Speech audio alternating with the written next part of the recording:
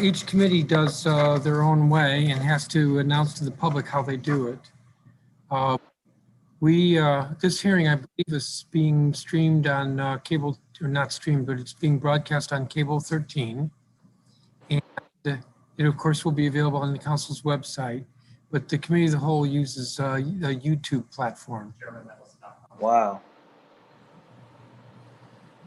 We're going to miss a lot of viewership not doing it on Facebook. People that just go on to YouTube, they have to type in, you know, council hearings are on YouTube. All right. If you go to chairmanmendelson.com/live, you will get streamed.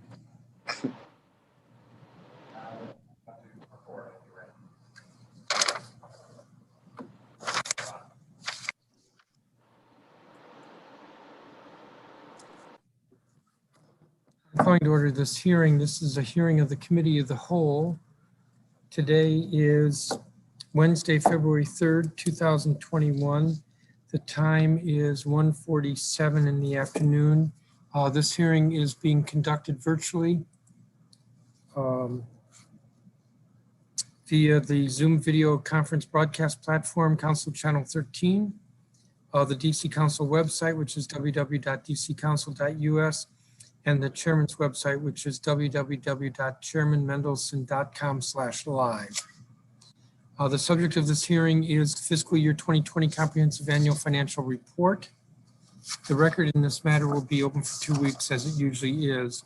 Before I recognize colleagues, I want to note that this is sort of kicking off our budget season. We've already begun, actually that's not correct. Next week we begin our agency performance oversight hearings. That's February 8th to March 19th. We will receive the mayor's proposal for the fiscal year 2022 budget on March 31st, and then we will conduct hearings. Each committee will conduct hearings thereafter. The budget performance agency, the agency performance oversight hearings and the budget hearings are on a schedule that has been published by the council on the DC Register. It's available on the council's website, which again is www.dccouncil.us. I have a statement, and then I'm going to turn to colleagues in the order that I think they arrived.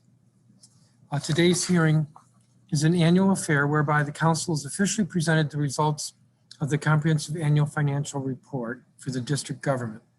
Following statements by the Inspector General, who's responsible for the audit, the Chief Financial Officer, who's responsible for managing the finances that are being audited, and the City Administrator, who's responsible for spending the finances that are being managed and audited. There will be at least one 10-minute round for each for council members to ask questions. It is important to remember that the audit being presented today reflects the district's financial position 4 months ago. That is the last day of the last fiscal year.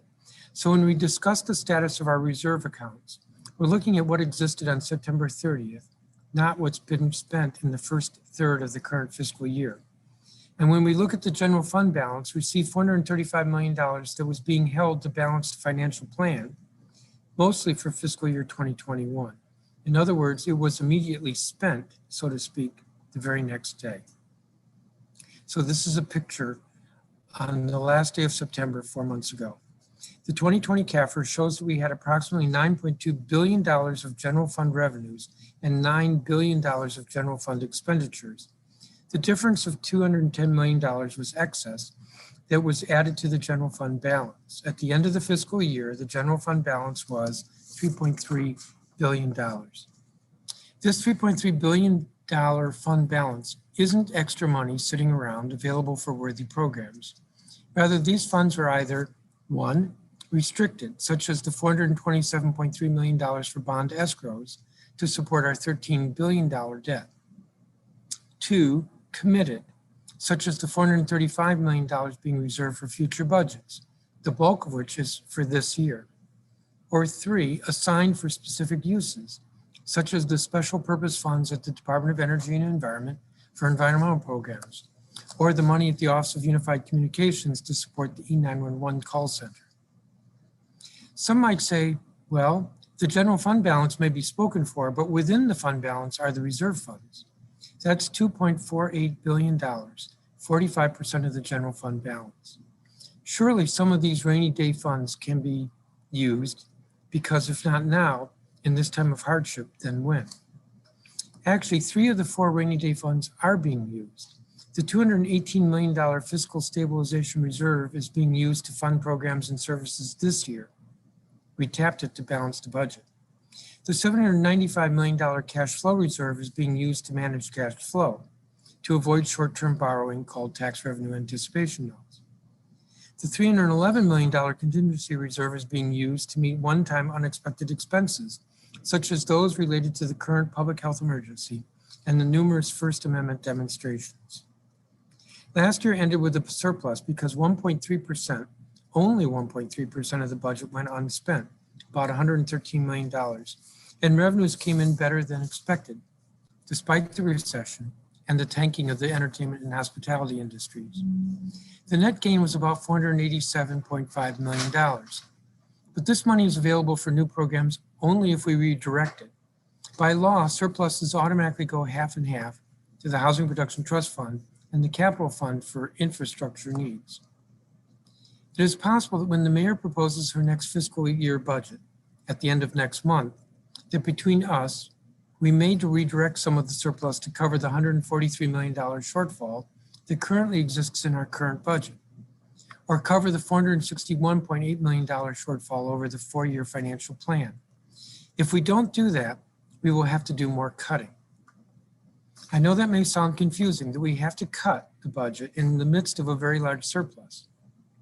Last year, the mayor held the line on spending, and the chief financial officer tried to estimate worst-case revenues in the midst of a shutdown, hence the surplus. But 1 year ago, we never imagined that we'd only be in phase 2 of recovery now, hence the need to cut. We are fortunate that the district ended fiscal year 2020 in a strong financial position because significant challenges lie ahead. Local fund revenues in the fiscal year 2021 are projected to be $421 million less than they were at the peak in fiscal year 2019, less this year than they were in 2019. And we must address the $462 million deficit in the fiscal year 21 through 24 financial plan.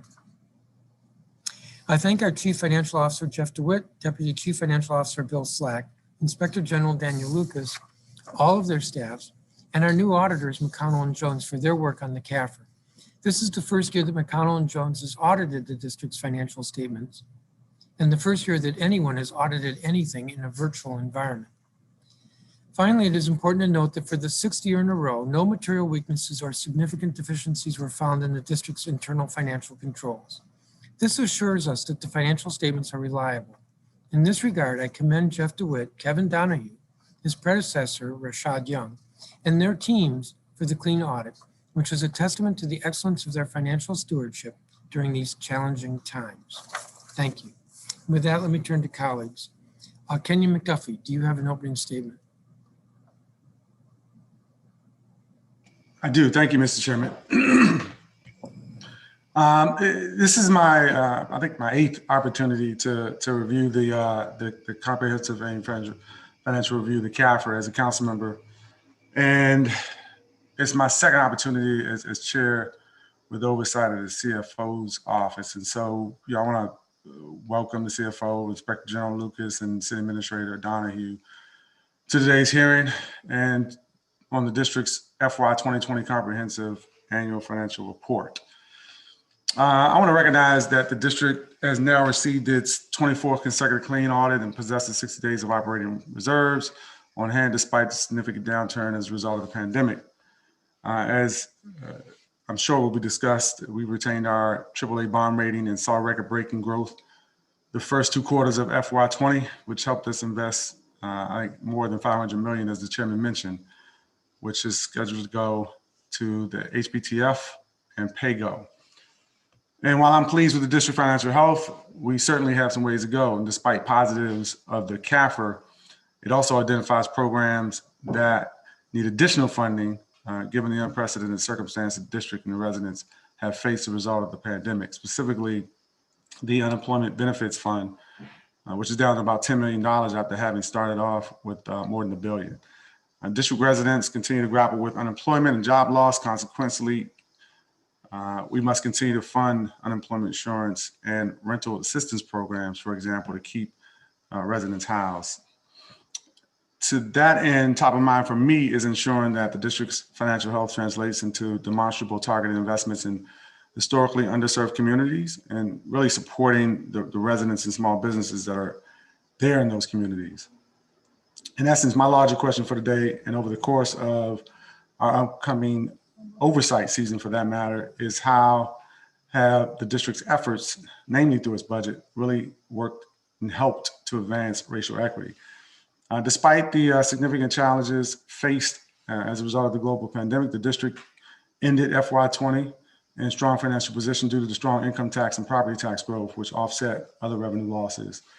And due to the strong income and property tax growth, reduced restricted reserves and underspending, as I mentioned, more than 500 million, I think it's 263.4, is set to go to the Housing Production Trust Fund as well as the PayGo Capital Fund. And that strong financial performance for fiscal year 20 is going to provide us with some options to address the current deficit that we face for FY21 and the financial plan. And so I appreciate the folks that are here. I look forward to their testimony as well. Thank you, Mr. Chairman.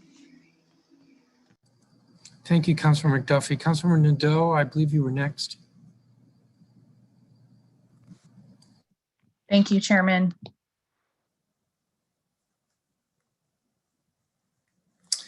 I want to thank CFO DeWitt, City Administrator Donahue, and Inspector General Lucas for bringing the council, for briefing us today on the CAFR and for making themselves available for questions. And I also want to congratulate you on the 24th consecutive clean audit. In the past year, the district and our residents faced new and unfamiliar challenges.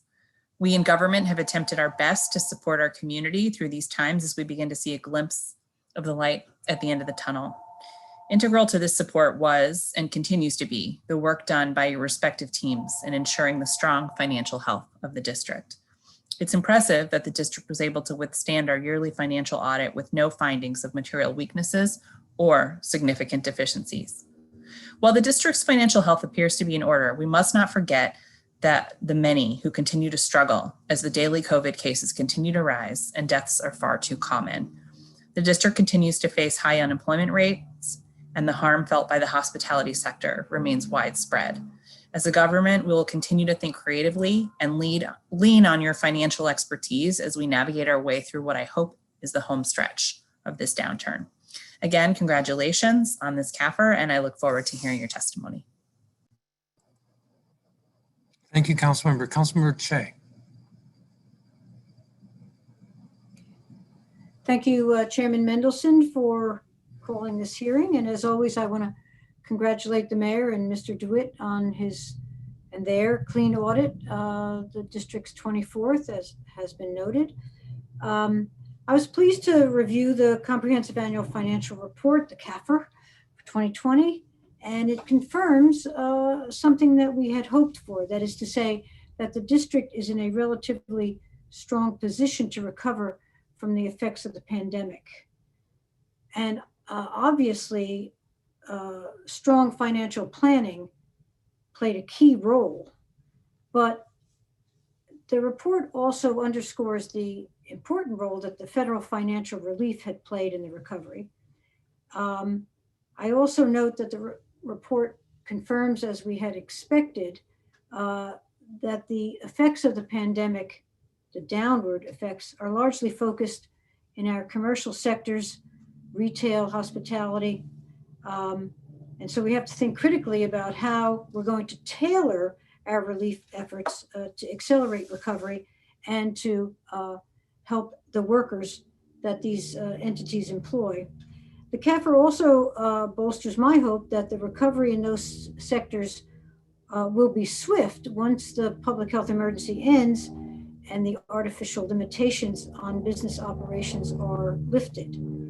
Now, I was surprised to learn in the report that during fiscal 2020, actual revenue in the district was $133 million more than anticipated, with the majority of that amount coming from tax revenue, or that $133 million, the majority of that coming from tax revenue, combined with the reductions in spending across the district government, we actually ended 2020 with a $550 million surplus.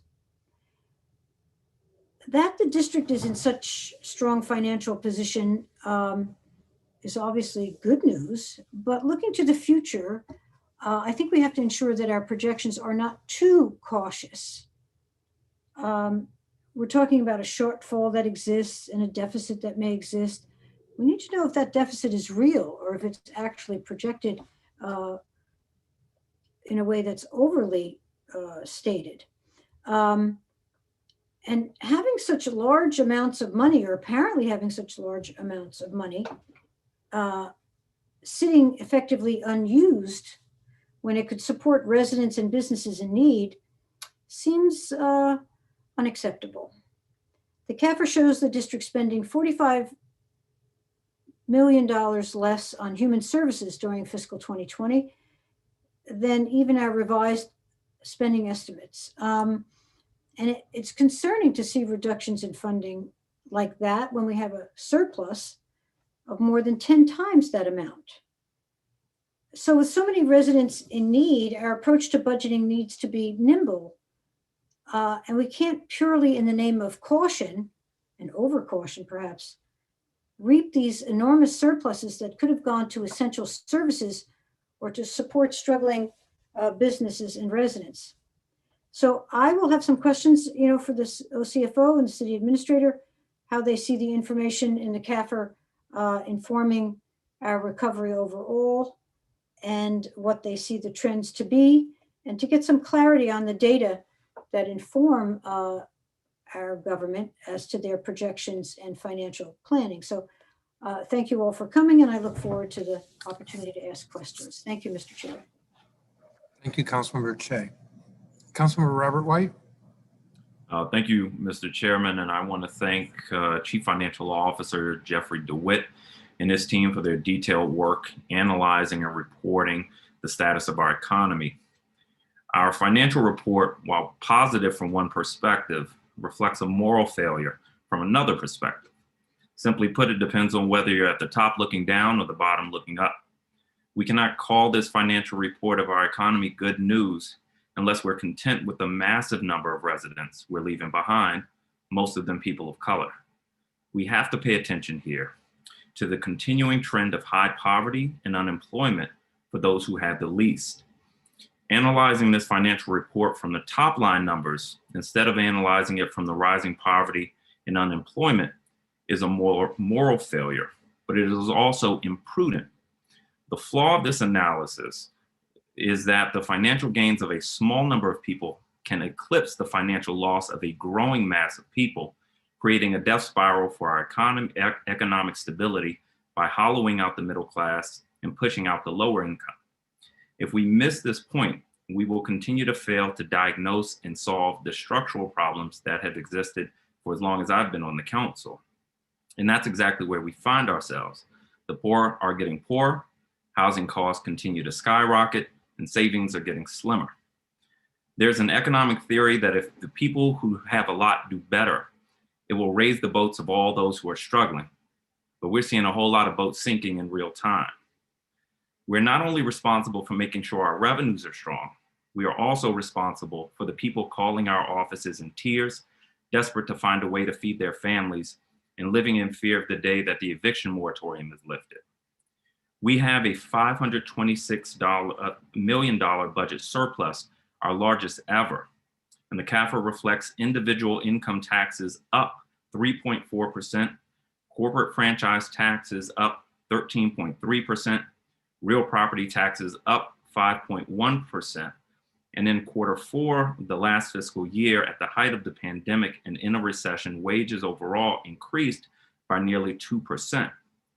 This reflects increasing financial strength for the richest in our city and bigger funding for our government. But on the other side of these positive financial statistics is widespread pain.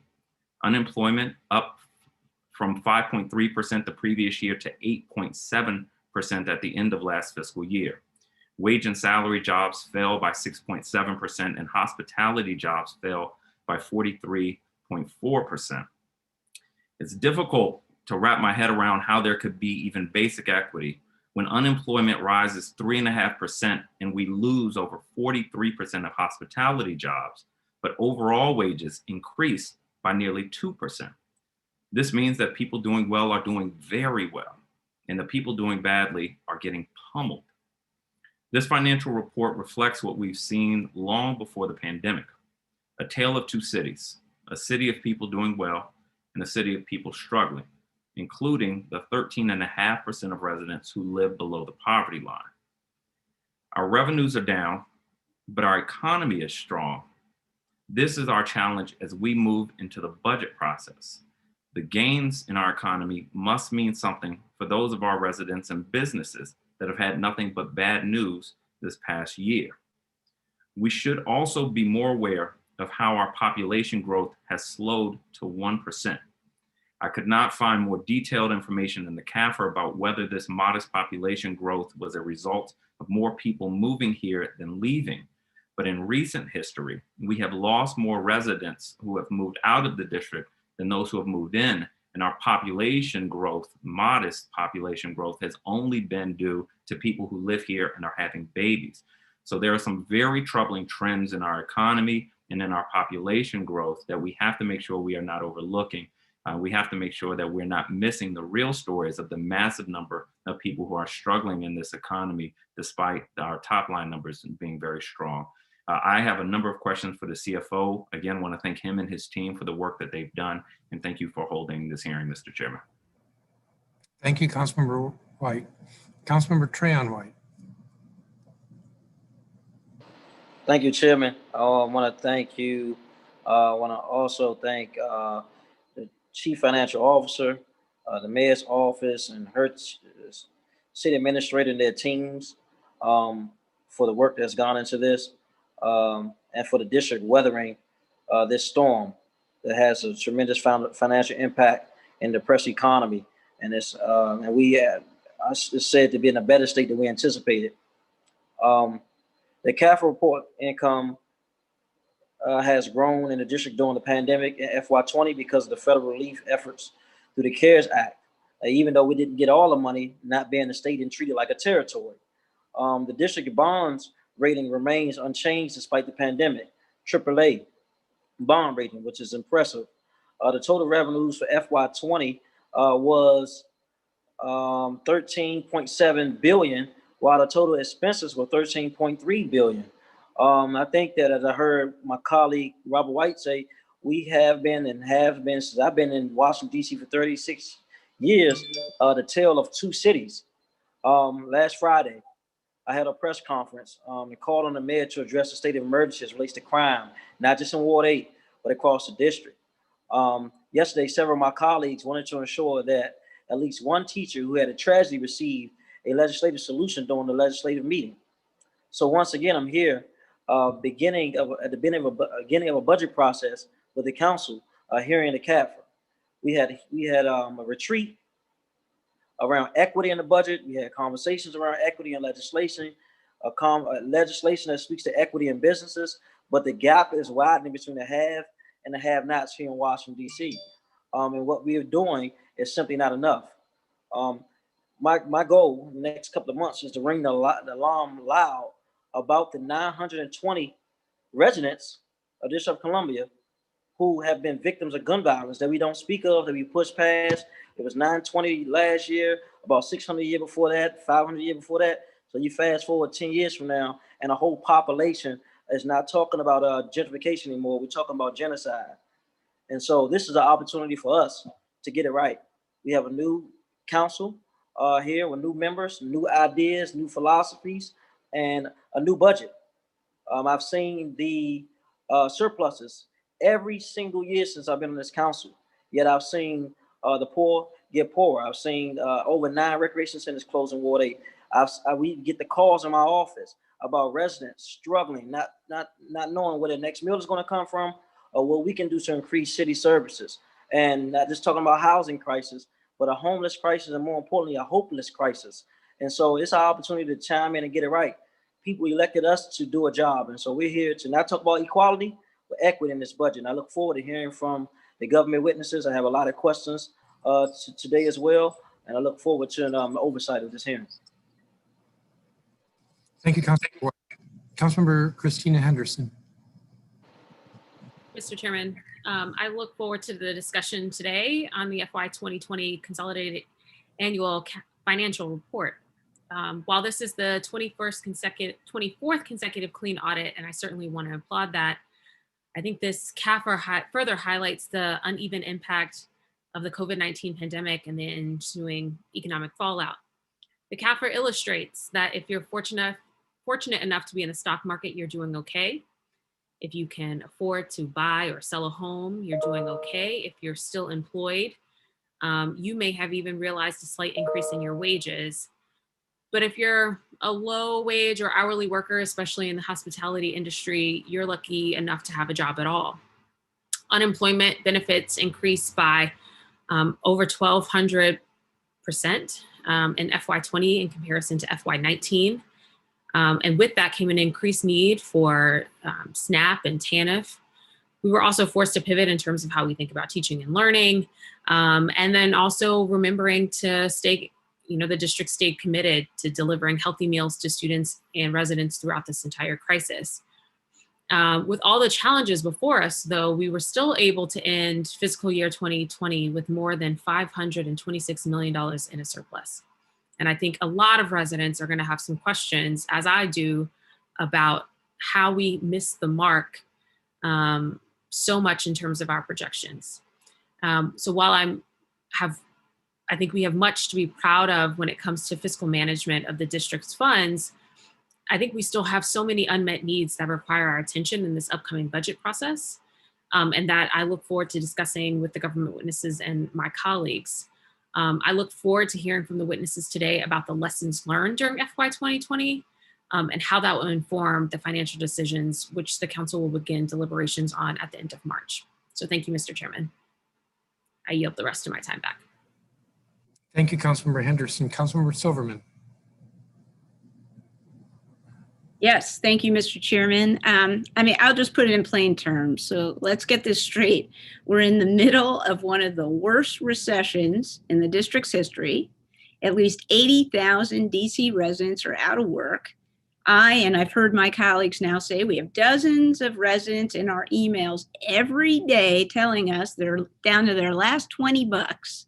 And let me add in, it's been a lot of Tale of Two Cities, but landlords, real estate owners are telling me that they can't collect rent and are going to go belly up if they can't get help right now. And what's in our financial audit? A DC government that's flush with cash. I had to check, and I heard the chairman's remarks, but I had to check, am I reading these numbers correctly? So according to our CAFR, and my colleagues have said it, our general fund balance higher than ever.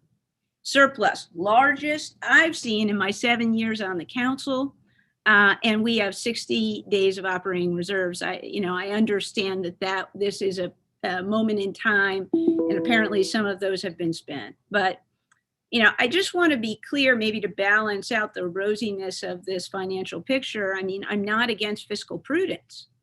But hoarding cash when our residents and businesses are in basically an economic death spiral is not responsible either. I think we should be pulling out all the stops, spending our tax dollars to stabilize our residents, our workers, our businesses, especially, as has been said, those in hospitality and entertainment, where the pandemic has just crushed them, so that they can survive without catastrophic consequences. And we've seen the catastrophic consequences. We've lost dozens of restaurants and small businesses that were here when I first moved here in the mid-90s. They're closed now. And I'll just say, I'm chair of the Labor Committee. Residents write to me every day. They're choosing which bills to pay. They're out of work. They can't collect their unemployment insurance, and we still have many more months of this pandemic left. So I have to say, yes, it's a good financial position that we as a government are in, but our residents are not, some of our residents at least, are not in a great financial position. They are struggling. And that we couldn't have used some of this money to help them in this previous year absolutely pains me. And I'm not sure how to explain this to our taxpayers, to our residents and businesses who are in a real struggle for keeping their heads above water. And let me say, I don't know how to explain it to, for example, those who work for DC Health, who've been working nonstop, doing COVID testing sites, managing vaccinations, and they didn't get a raise, right? Meanwhile, we have, hoarding cash in our government. They weren't the only ones to live with fiscal austerity. I think some of my colleagues have talked about the budget choices that we've been told we had to make. We often, there's a big issue on the national level and on the local level about trust in government. And this certainly doesn't help us build trust, I think, with our residents that we're doing the right thing for them. So I understand, some of my colleagues taking this as positive news, that we aren't in the bad financial shape we thought we might be in, and will emerge fiscally strong. But I do think a lot about the residents who have and the businesses who have just been trying to keep their head above water and have been asking us for assistance, and we've said we can't afford to do it. I'm over time, so I'll leave it there. I have lots of questions, as everyone else does. So thank you very much, and thank you, Mr. Chairman. Thank you, Councilmember Silverman. Councilmember Bonds? Thank you. Thank you, Chairman. As you know, I look forward to this hearing every year on the emerging fiscal matters and projected revenues. This is a very important opportunity for the public to also receive a comprehensive update on where the district's finances stand, particularly in our current challenging fiscal environment. When we held this hearing a year ago, we were all riding high, thinking that the district was flushed with reserves and in a better shape financially than it ever had been since the CFO's position was first established a couple of decades ago. None of us, however, could have predicted that only a month after this relatively cheery hearing, our nation would be ravaged by the virus. And it has left us in a dilemma. And it certainly does not help us that Congress enacted the initial CARES Act relief package where DC was classified as a territory. And thus we were shortchanged by hundreds of millions of dollars that we sorely needed. But despite these challenges, the CAFR report provides us with a number of positive updates, and it also provides us with some analysis that point to deficits in the processes that we have been using in the manner in which we have been spending our dollars for the people of the District of Columbia. For example, through a combination of district actions and federal relief, including the Federal Reserve, many of the anticipated losses to tax revenue have been offset. The CAFR also specifically states that the number of projects in the Housing Production Trust Fund pipeline and the viability of those projects has not changed significantly due to the impact of the COVID economy.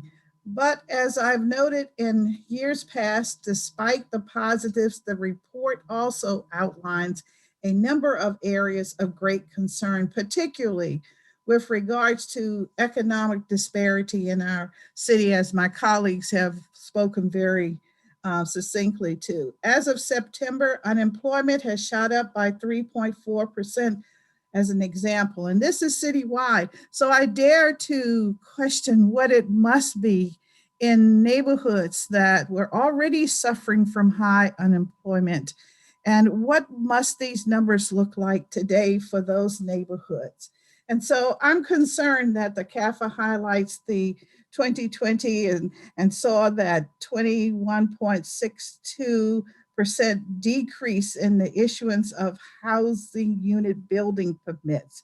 And that for FY 2020, there's a reduction in dedicated tax revenues. Well, it'll mean that the Housing Production Trust Fund will sustain a loss in total resources to finance future projects. These developments are impediments to the overwhelming demand for more affordable housing in the district. And we need more housing to accommodate our growing population. And we need affordable units as well. In the sense, because those are substantial portions of our population who are in the lower income brackets. So in conclusion, I guess I must say that one, thanks to Jeff DeWitt and his strong financial management team for their expertise in developing the CAFR this year. And again, it shows deficits and it shows surpluses. And so I'm looking forward to understanding how these analyses are done and what can we look forward to as we plan the budget for the coming FY year. And so I also want to thank the mayor and the city administrator for their application of the CARES dollars, which we so readily found a way to use, although we for some reason haven't been able to spend all of those dollars yet. And we have 200 million more in the pipeline coming to benefit our city.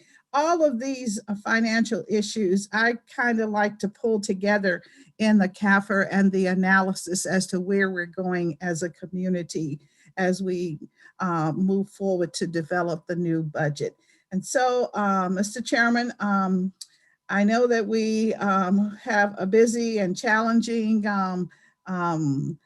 budget oversight and performance period before us in the coming weeks.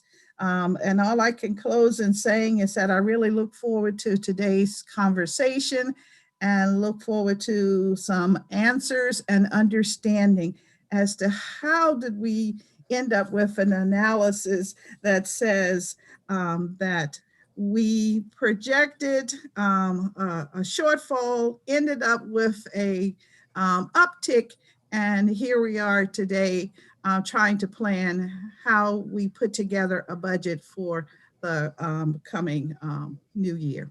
So thank you, Chairman. Thank you, Councilmember Bonds. Councilmember Lewis George.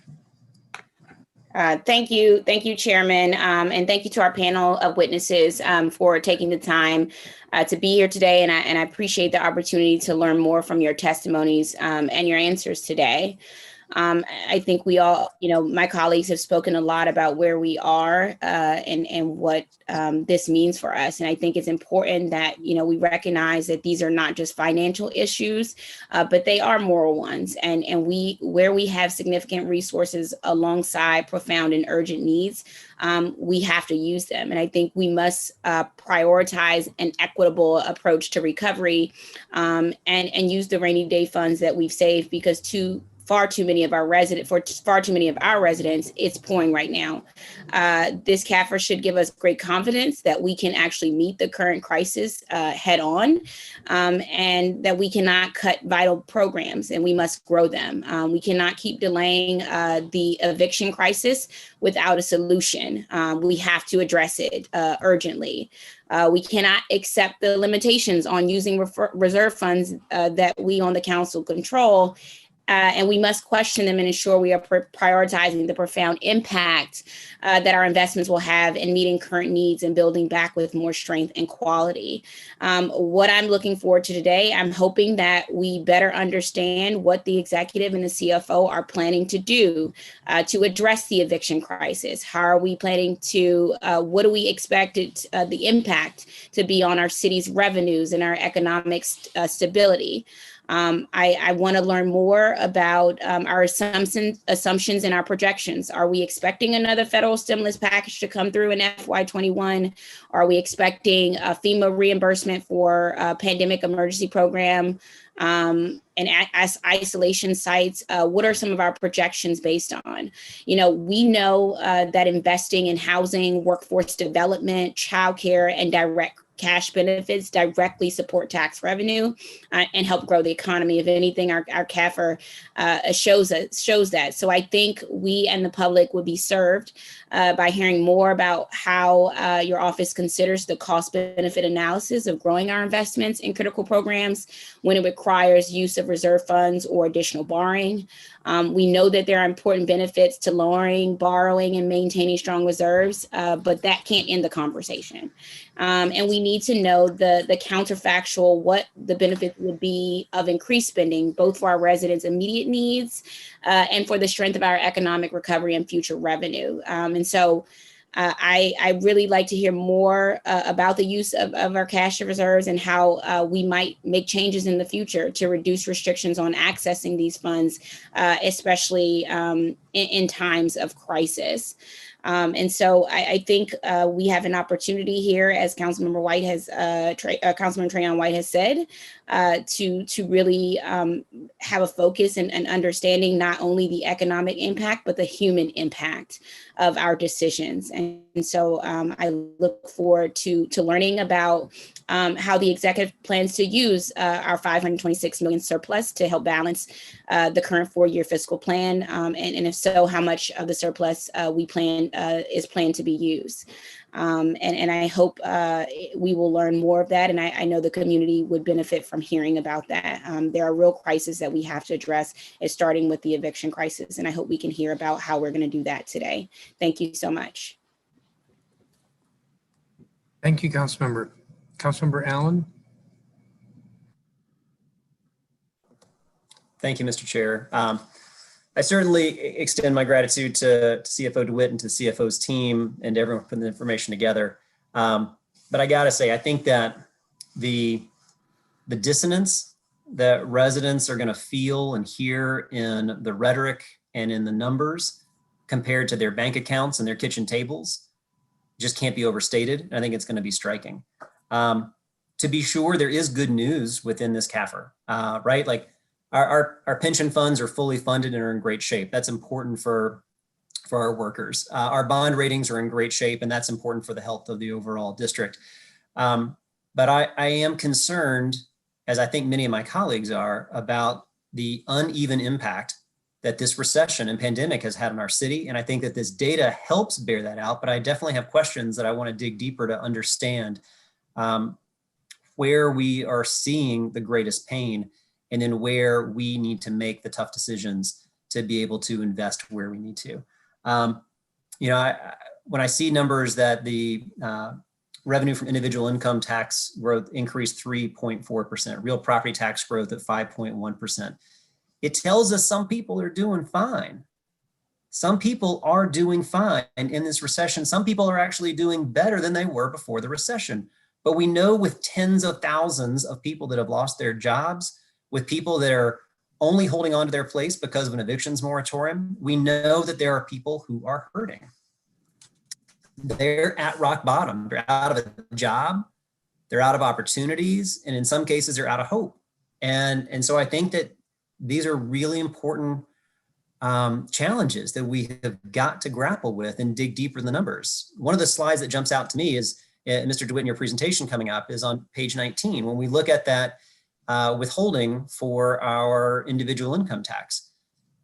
Up until March, up until the pandemic, we're plugging along at about a 10% month over month, or month compared to the month, the year previous growth. Understandably, it then dips down, but then we land at 5%. If we only look at the 5%, we might be saying that's great. We've seen a 5% increase. The economy and our revenue is doing just fine.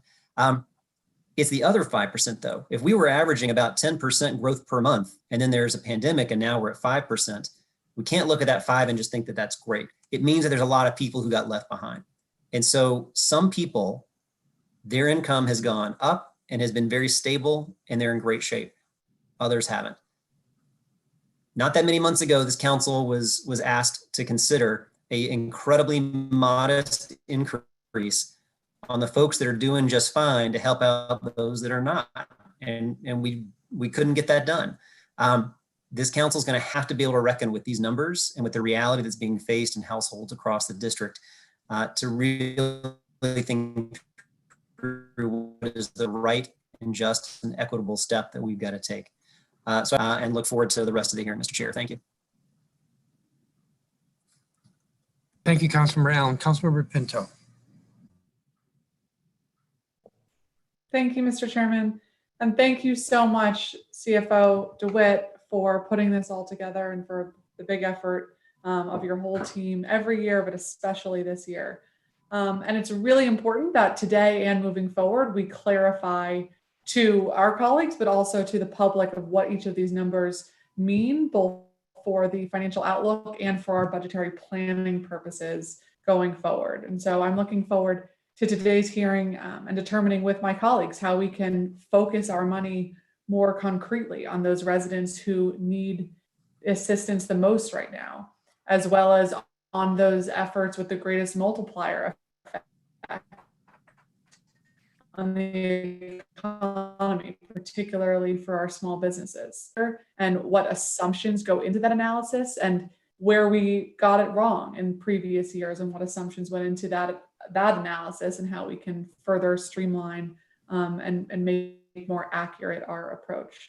I'm extremely concerned about many things in this report, including the unemployment rate rising to 8.7%. Tourism was down FY 2020, as well as hospitality sector, hotels, restaurants, entertainment, retail, and sales.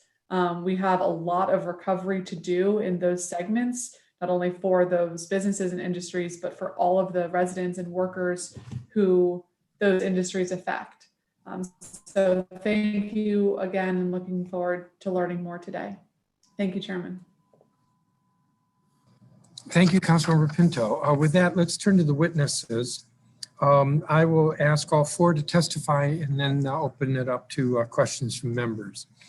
The CAFR is prepared under the auspices of the Inspector General, so Daniel Lucas will be first, followed by Jack Regan on behalf of the audit firm, and then Jeff DeWitt, the Chief Financial Officer, and Kevin Donahue as the City Administrator. Mr. Lucas, are you ready? Yes, Chairman, I am. And good afternoon. Please proceed.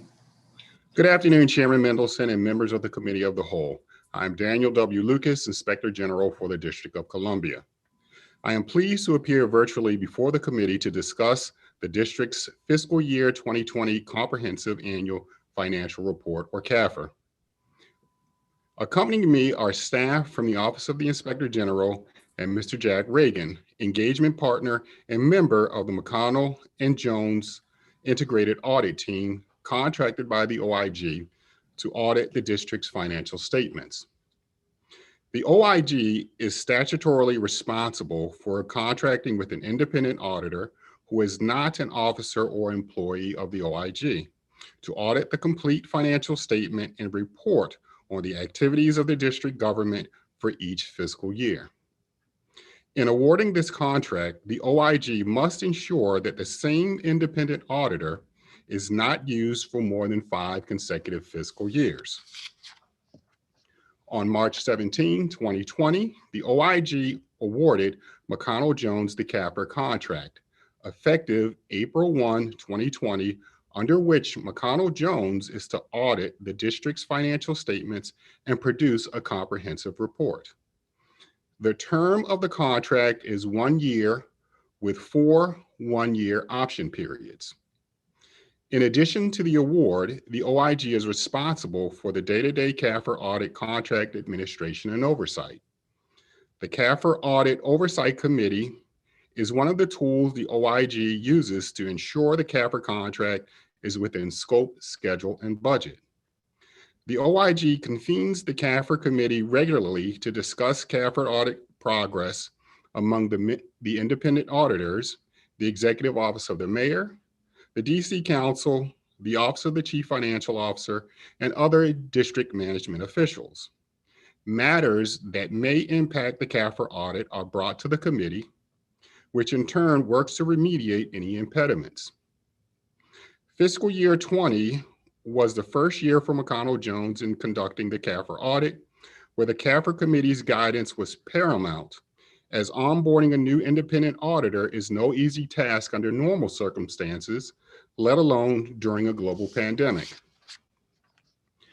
As reported, this year marks the 24th consecutive year the district has received a clean opinion from its independent auditors. Also, this is the 6th consecutive year with no material weaknesses or significant deficiencies in internal control over the district-wide financial reporting and compliance. In addition to delivering a clean opinion on the district's overall FY20 CAFR, we released 17 additional clean audit opinions on the finances of the district's various component units, funds, and programs. In addition to the 18 audit opinions, the independent auditors are also required to communicate to management and those charged with governance any other matters related to the district's internal control. For FY20, the independent auditors issued 5 management recommendation reports on internal control over financial reporting and on compliance and other matters.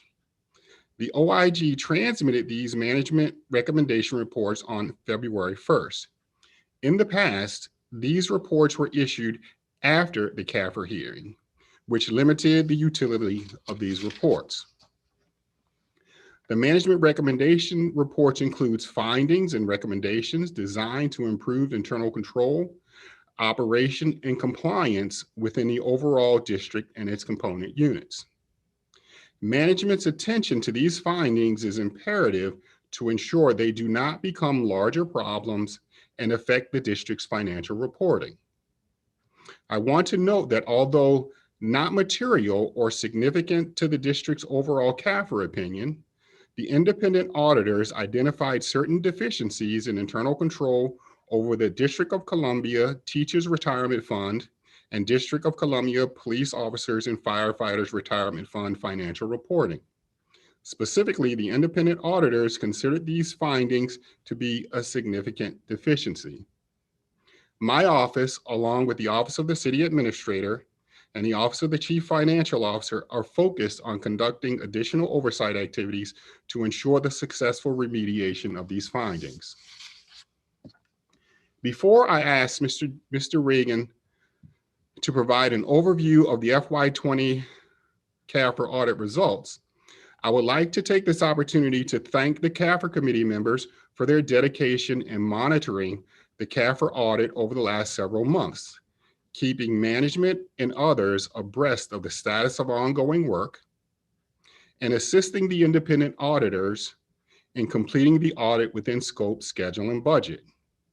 Further, I must also acknowledge the cooperation and support the district agencies provided to complete the FY20 CAFR audit in a restricted environment.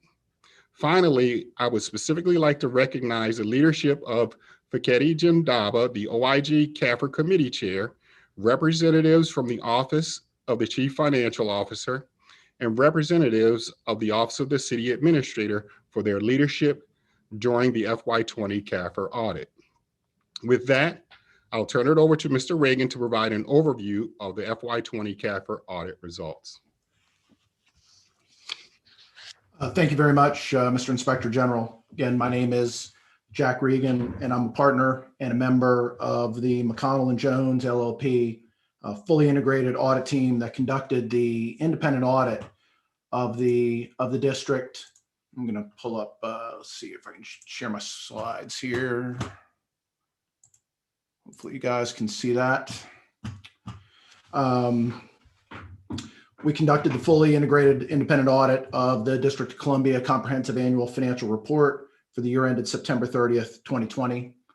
My firm, UHY LLP, is a subcontractor to McConnell and Jones, who's the independent auditor of record. We'd like to thank the chair and council members for allowing our team the opportunity to present our audit results to you today. As has been previously indicated, I'm pleased to report we've issued an unmodified opinion on the district's financial statements. We've also issued unmodified opinions on all standalone entities which we were engaged to audit. We identified no material weaknesses or significant deficiencies in internal control over financial reporting, and we identified no instances of fraud that are material to the financial statements. We proposed no audit adjustments or past audit adjustments, which we consider to be material to the financial statements. And we received the full cooperation of the district management during this, our first audit of the district. Our fully integrated audit team was made up of a main CAFR team, a team to specifically test identified information technology risks to the district's CAFR, and teams auditing various standalone entities, which are disclosed on the following slide.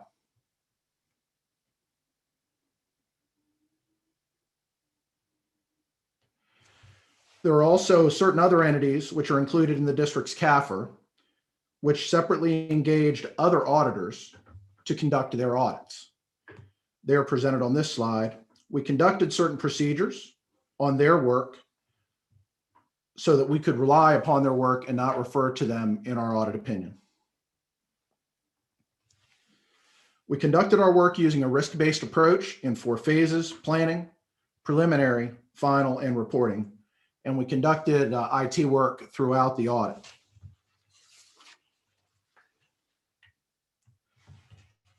Given the unique circumstances of the fiscal year 2020 audit, first year audit in COVID environment, we focused certain audit procedures on the unique risks that were present this year in this COVID environment, such as the IT risks that were present due to employees working remotely, various new COVID federal programs, and the significant increase in the use of emergency procurements.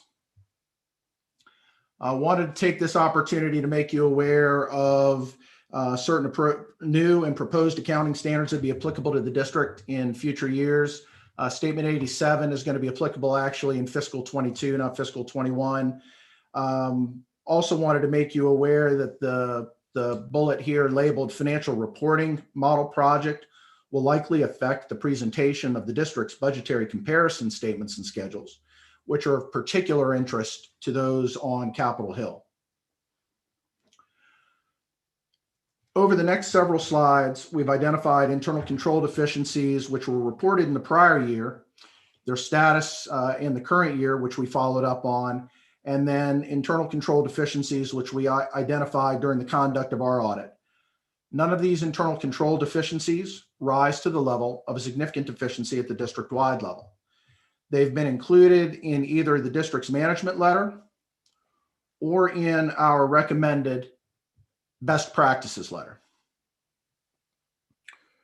We're also required under professional standards to communicate certain matters associated with the execution of the audit to those charged with governance, which is the council. The items presented in the following 4 slides fulfill our requirements to communicate these matters to those charged with governance.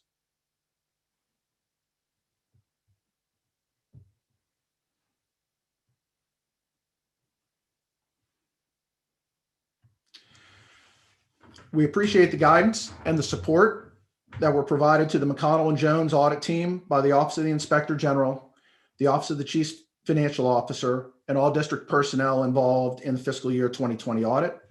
This concludes our prepared remarks, and we'll be happy to answer any questions you may have about our fiscal year 2020 independent audit of the district. Thank you.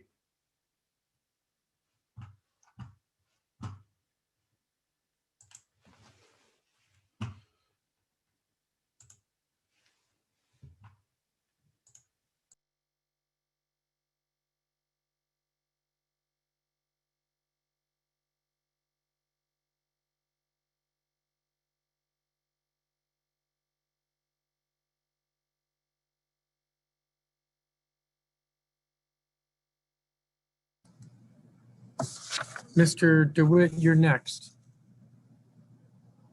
Are you waiting for me? Because that's a mistake.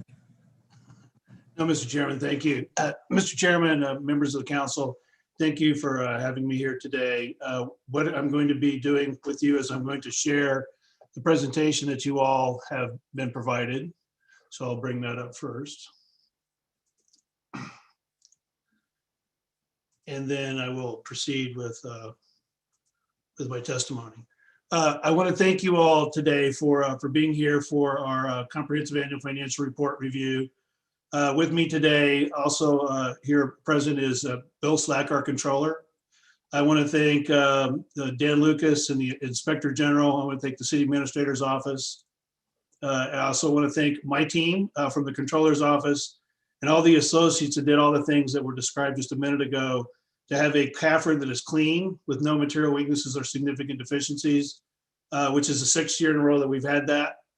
And to do that in a remote environment where we literally had to change our policies, process, procedures, and everything on the fly to deal with all the challenges of working remotely to get this done. So I want to thank everyone for that. And what I want to do is walk you through the comprehensive annual financial report results. There were some comments made in the opening about concerns about, how did we miss the forecast? Why did we not spend all the money? Why are we hoarding money? Which I will strongly disagree that we are. I'll make that point. And I'll walk you through all that so the citizens can be aware of where we're at is a responsible place and gives us options to deal with what we have is a very challenging process going forward. So I will walk you through this presentation, try to answer the questions I heard in the opening remarks that you all made so that you'll get those questions answered and we can dialogue about them more and look forward to the dialogue about where we are as the District of Columbia. So what you have to do to really put this context in this comprehensive annual financial report in context is you have to remember where we were and where we are today. So this is probably this is the most difficult comprehensive annual financial report to review I've seen in my multi-year career. And because it's really, we have a tale of two cities we were talking about the differential impacts. This CAFR is really a tale of two CAFRs. The first 6 months were actually better than the strongest year we've ever had, 2019. We're actually continuing to build on that. And the second 6 months were one of the worst periods we've seen in terms of the impacts of a recession, and I'll talk about that. So just to roll back everyone so you can remember what this period is. This is October 1 of 2019 to September 30th of 2020. The last 4 months, lots of things happened in the COVID world, and 4 months seems like a year in the COVID world, but this is ending on September 30th of 2020. So on March 11, a public health emergency was declared due to the COVID-19 virus. And then we immediately had an impact, particularly in the hospitality and local retail sectors. Our fourth quarter hotel occupancy was 86 below the prior year. Restaurants have been operating for most of the period since COVID at best 25% of the prior year revenues. There were 43.35% fewer hospitality jobs September 20 versus September 19. And as you recall, we had just done a February forecast that was even stronger than the year before. And that forecast is completely irrelevant because of what's the impact of COVID. So in April 24th, we produced a new forecast which drove the budget that you all approved based on what we knew on April 24th about where the economy would go in COVID. And not only us, Virginia, Maryland, every city and state in the country had this challenge of what's the impact of this COVID recession going to be? What's the role of the federal government going to be? How are we going to get through this? So in April, we dramatically changed the forecast to reflect that, what we knew at the time. And this is again before Reopen DC was available and all the information that came out since then. There was no vaccine in sight. We didn't know how bad this was going to be. That's where we're at, back in April of 2020. And I also want to remind people what we were seeing at that time. The first few weeks after the COVID pandemic hit, the stock market fell 34%. If you look at it today, it's higher than the highest peak. It's not only got the 34% back, it's actually above that now. And that gets back to who's doing well and who's not doing well. As someone mentioned in their opening remarks, people within the stock market are clearly doing very well. People working at a restaurant are not. And so you see this differential impacts is very evident throughout the CAFR. The municipal markets were completely locked down and not functioning. We were at the point where we weren't sure we could even issue debt to keep the capital program going, and we might have to stop construction projects because the municipal market was locking up. And we were concerned whether we could get access to short-term borrowing in the event the markets didn't unseize, which happened right after the COVID happened. We were worried about liquidity at the time. I had a mayor council breakfast with you all back, I believe it was in April, showing you what could happen if the worst case happened in terms of where our cash was going. We knew we had a rapid drop in sales taxes, which did happen and is very evident when you look at the data here in a minute. We were uncertain if property taxes could pay their property taxes. And if you look at what the possible unemployment rates that could have happened if this had hit the sectors without any federal assistance, which we didn't know what that would be at the time, we could have hit unemployment rates as high as 18%. We peaked at 11 instead of 18, but 18 was certainly possible at that time. And it was unclear with the rapidly rising COVID-related costs, what would the federal government pay? We were literally drained our contingency fund nearly to zero in the fiscal year, but we were able to repay it with COVID money. I was in a meeting with the 25 largest city CFOs last week, where we got together to discuss things that we're going through. We also had a workshop we had with all the local governments about what they're seeing in their revenues related to COVID and what are they forecasting going forward. And one of the comments we were debating is, did the federal rules change 9 or 14 times? Well, somewhere between 9 and 14 times, the rules changed about what was eligible, what was not, where you could use it, when you couldn't, because everybody was trying to figure it out as we go along, including the federal government. And that drove what we could and couldn't do and what impacts might occur on the revenue side. The thing that really causes the CAFR to be far better than we would have expected is really the significant federal assistance that occurred. The COVID-related assistance to the district, direct assistance related to COVID expenses was $1.9 billion, above what it normally is. On March 27th, the CARES Act passed, but the guidelines and funding mechanisms weren't fully developed. And as I said, they changed at least 9 times between the date they were issued till the end of this calendar year about when and how you could use the money. There were many, many emails back and forth between all the CFOs from all the cities saying, what are you doing? What are you doing? How are you interpreting this? As we tried to do that to balance the budget. And we were in constant contact with the city administrator's office as we got new information. There was a significant payroll protection program to local businesses in the fiscal year, about $2.8 billion. When we were back in April forecasting the revenues, we weren't sure how this program would work. We didn't know who would take it. We didn't know how it would get deployed. It got deployed fairly effectively, actually, and actually continued to do payroll for some in the hospitality sector. And there wasn't the impact on unemployment that you would expect because of that significant influx of revenue into the local businesses. The one that probably helped us the most in terms of from the CFO perspective is the Federal Reserve took significant actions to prevent the collapse of the markets. Whether they would do that or not was unclear, but they not only freed up the markets, we are now experiencing some of the lowest municipal bond rates in the history, in our history, period, not in the last decade or 20 years, in our history.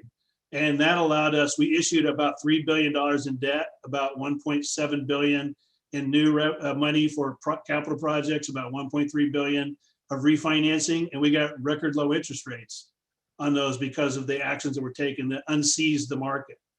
The big one really that we do have to deal with going forward is unemployment insurance payments hit an unprecedented level of $1.57 billion. 970 million of that was the federal funding, the extra $600 we've all talked about that the employees or the unemployment individuals got. And our employment rate peaked at 11%. You heard some people talk about it's currently about 8.7% during the fiscal year. It actually peaked at 11. And that payment is also taxable. So that brought in unexpected tax revenue as this unprecedented level of unemployment insurance assistance happened. And to put this in context, in 2019, our payments were 120 million. 120 million in 2019, 1.57 billion in 2020. If you go to the Great Recession, our payments were in the $400 million range with a couple $100 million provided by the federal government. So almost 4 times as big as in terms of unemployment insurance payments than the Great Recession back in 2010 when we hit our last peak. The district ended in a I call it a strong financial position, but I caution that because you're going to see that we still have an unbalanced budget and financial plan going forward. And I'll talk about how that happens and how we use that in a minute. And why did we end up in a strong financial position? Well, really federal funding that propped up our economy, kept it going. Basically the lost gross domestic product or lost GDP we experienced, the federal funding come in, replaced that for the most part, but it didn't do it equally across every sector, which I think is a point of discussion earlier. We used our reserves, we used them substantially. So the comment that we have been hoarding our reserves is not an accurate statement. You'll see how we use those reserves and use them responsibly. And we're going to continue to use them in fiscal year 21 going forward. We're at a responsible level, and it's my job as a CFO to clarify that to the public and to the council, and I hopefully will do that before we finish. We manage our spending. If you would ask me early on when this was going on that we would not overspend, I thought was highly likely, given all the difficulties we had with all the expenses coming in, COVID related and everything else. So, but bottom line, and we're very proud of this, it's our 24th clean audit opinion. No materials or significant weaknesses for the 6th consecutive year due to processes we put in place with the city administrator and the inspector general. We had 6 findings 7 years ago. We had 0 findings at all the mini units that got looked at. And to do that in a COVID world where everything got disrupted and all the policies and procedures and internal controls had to change, I want to again thank my staff and the agencies and the associates in the office. They did all the things to keep that going. Our bond ratings remain strong at AAA in both income and property taxes. Our pensions are fully funded, as one council member mentioned, and I'll show you that. And our reserves are at full levels of 60 days, but they are significantly being used as we speak, and I will show you that, including balancing the 21 budget, and I'll show you that in a minute. Some other highlights are when you really look at the total district picture, and then we'll be out what's called a popular annual financial report will be coming out probably later today or tomorrow. It's a 10 or 15 page summary of what this detailed document you all got. But it focuses on just the total government, not the general fund, which I'm going to spend a lot of time talking about. So the total government, the total general government, which is the general fund, which we're going to spend time on, federal funding, the capital funds that we have to build our projects, our unemployment insurance reserve, the universal paid leave fund, hospital and lottery, all those together is about $16.4 billion. About $1.9 billion of that comes from the federal government, COVID related alone. That's not total federal government. That's additional federal funding related to COVID from CARES, FEMA, and the enhanced unemployment benefits. And our expenses were about $16.5 billion. So we spent more money than we brought in, but that's really due to a complete drawdown of our unemployment insurance reserves, which are in there, which I'll talk about a little bit more in a minute. So that's the total amount of money spent and used in the district, which that popular annual financial report will kind of go over that, only that, to show the total picture. I'm going to get a lot into the general fund because, as the chairman said, this is the kickoff of the budget season, and that's where you focus at. So in terms of the general fund, let's take a look at that picture. The general fund's 3 main sources of revenue are property taxes at $2.9 billion, income and franchise taxes at a little over $3.1 billion, and sales and use taxes at $1.3 billion, and everything else, fees, parking, everything else we collect shows up in the other category. The sales and use tax, the dark green area up here to your left, that would normally be in the 1.4 to 1.7 billion range. That is what got hit hard. And it's almost entirely in the hospitality sector.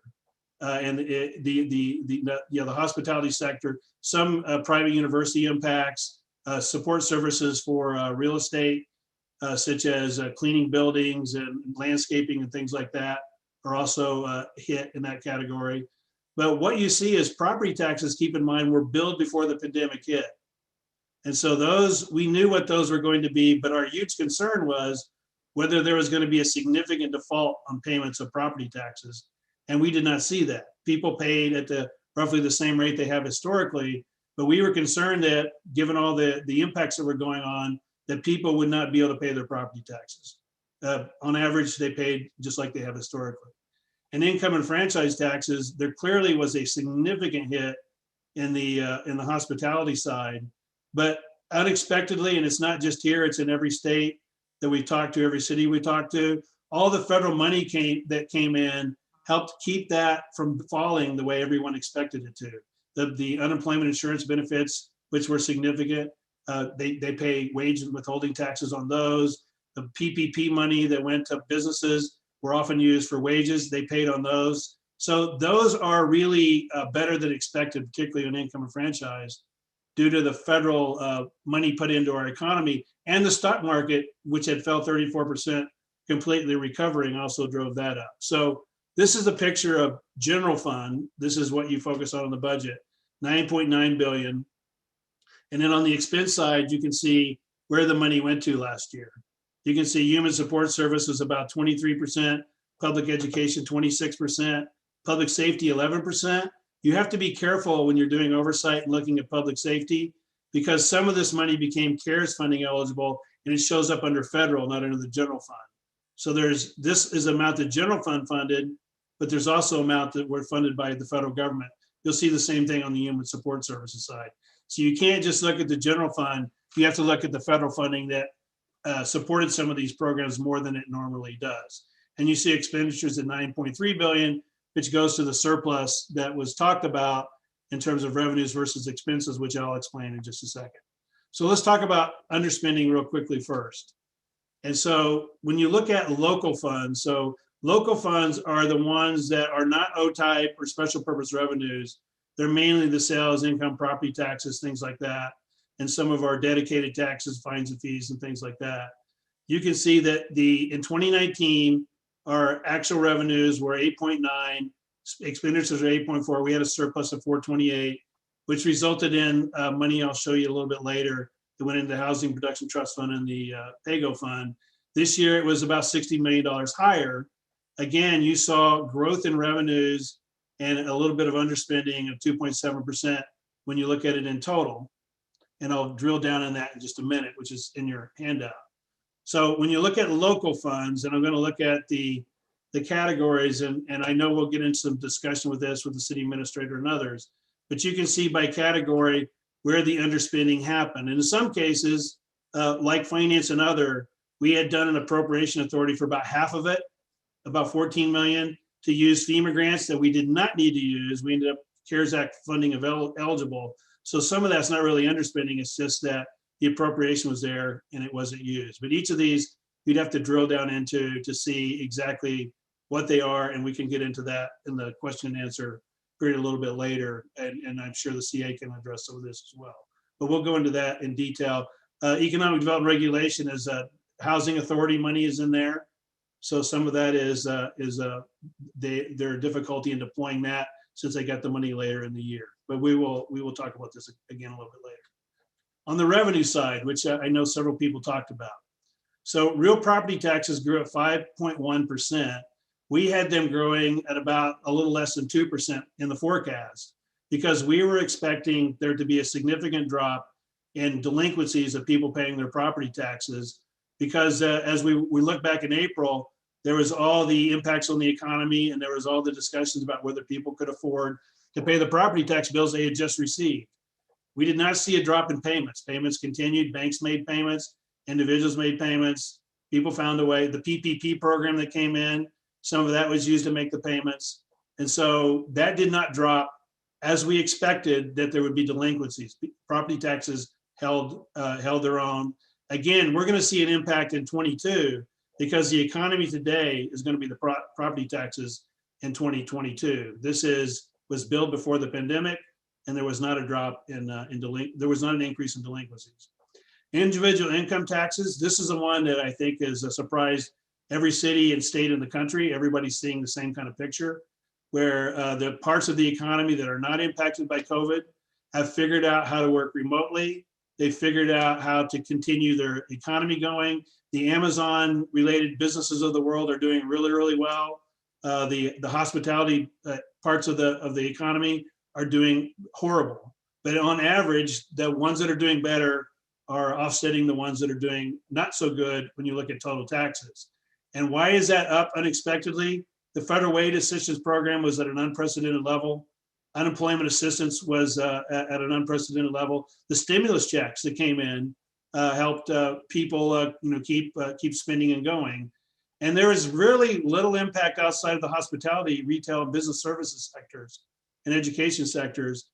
We did not expect a big impact. We kind of expected them to hold their own when we were forecasting this back in April. But they not only held their own, they continued to grow, including the federal government.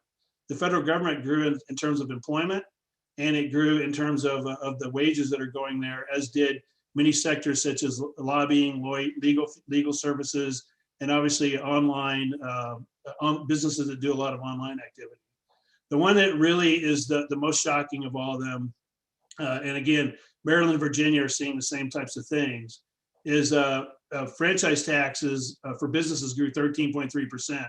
That's just slightly below the record year in 2019. So in 2019, they grew slightly higher than this. And we had almost a duplication of business growth in total in corporate franchise taxes, which no city or state that I've talked to expected this to happen. And it's really that the 34% drop in the stock market, it all came back and then some. The federal programs again, and the Federal Reserve programs that help businesses do the financing and things that they needed to do. And there's really no impact outside of the hospitality, resale, business services, and education sectors in our economy. So we have a COVID recession that's impacting one part of the economy, and the other part of the economy continues to grow and be healthy. And I think we were hoping they would hold their own at best, and they did more than that. These were partially offset by sales and use taxes. We projected they would drop 20%. They dropped 22%, actually slightly more losses than we expected.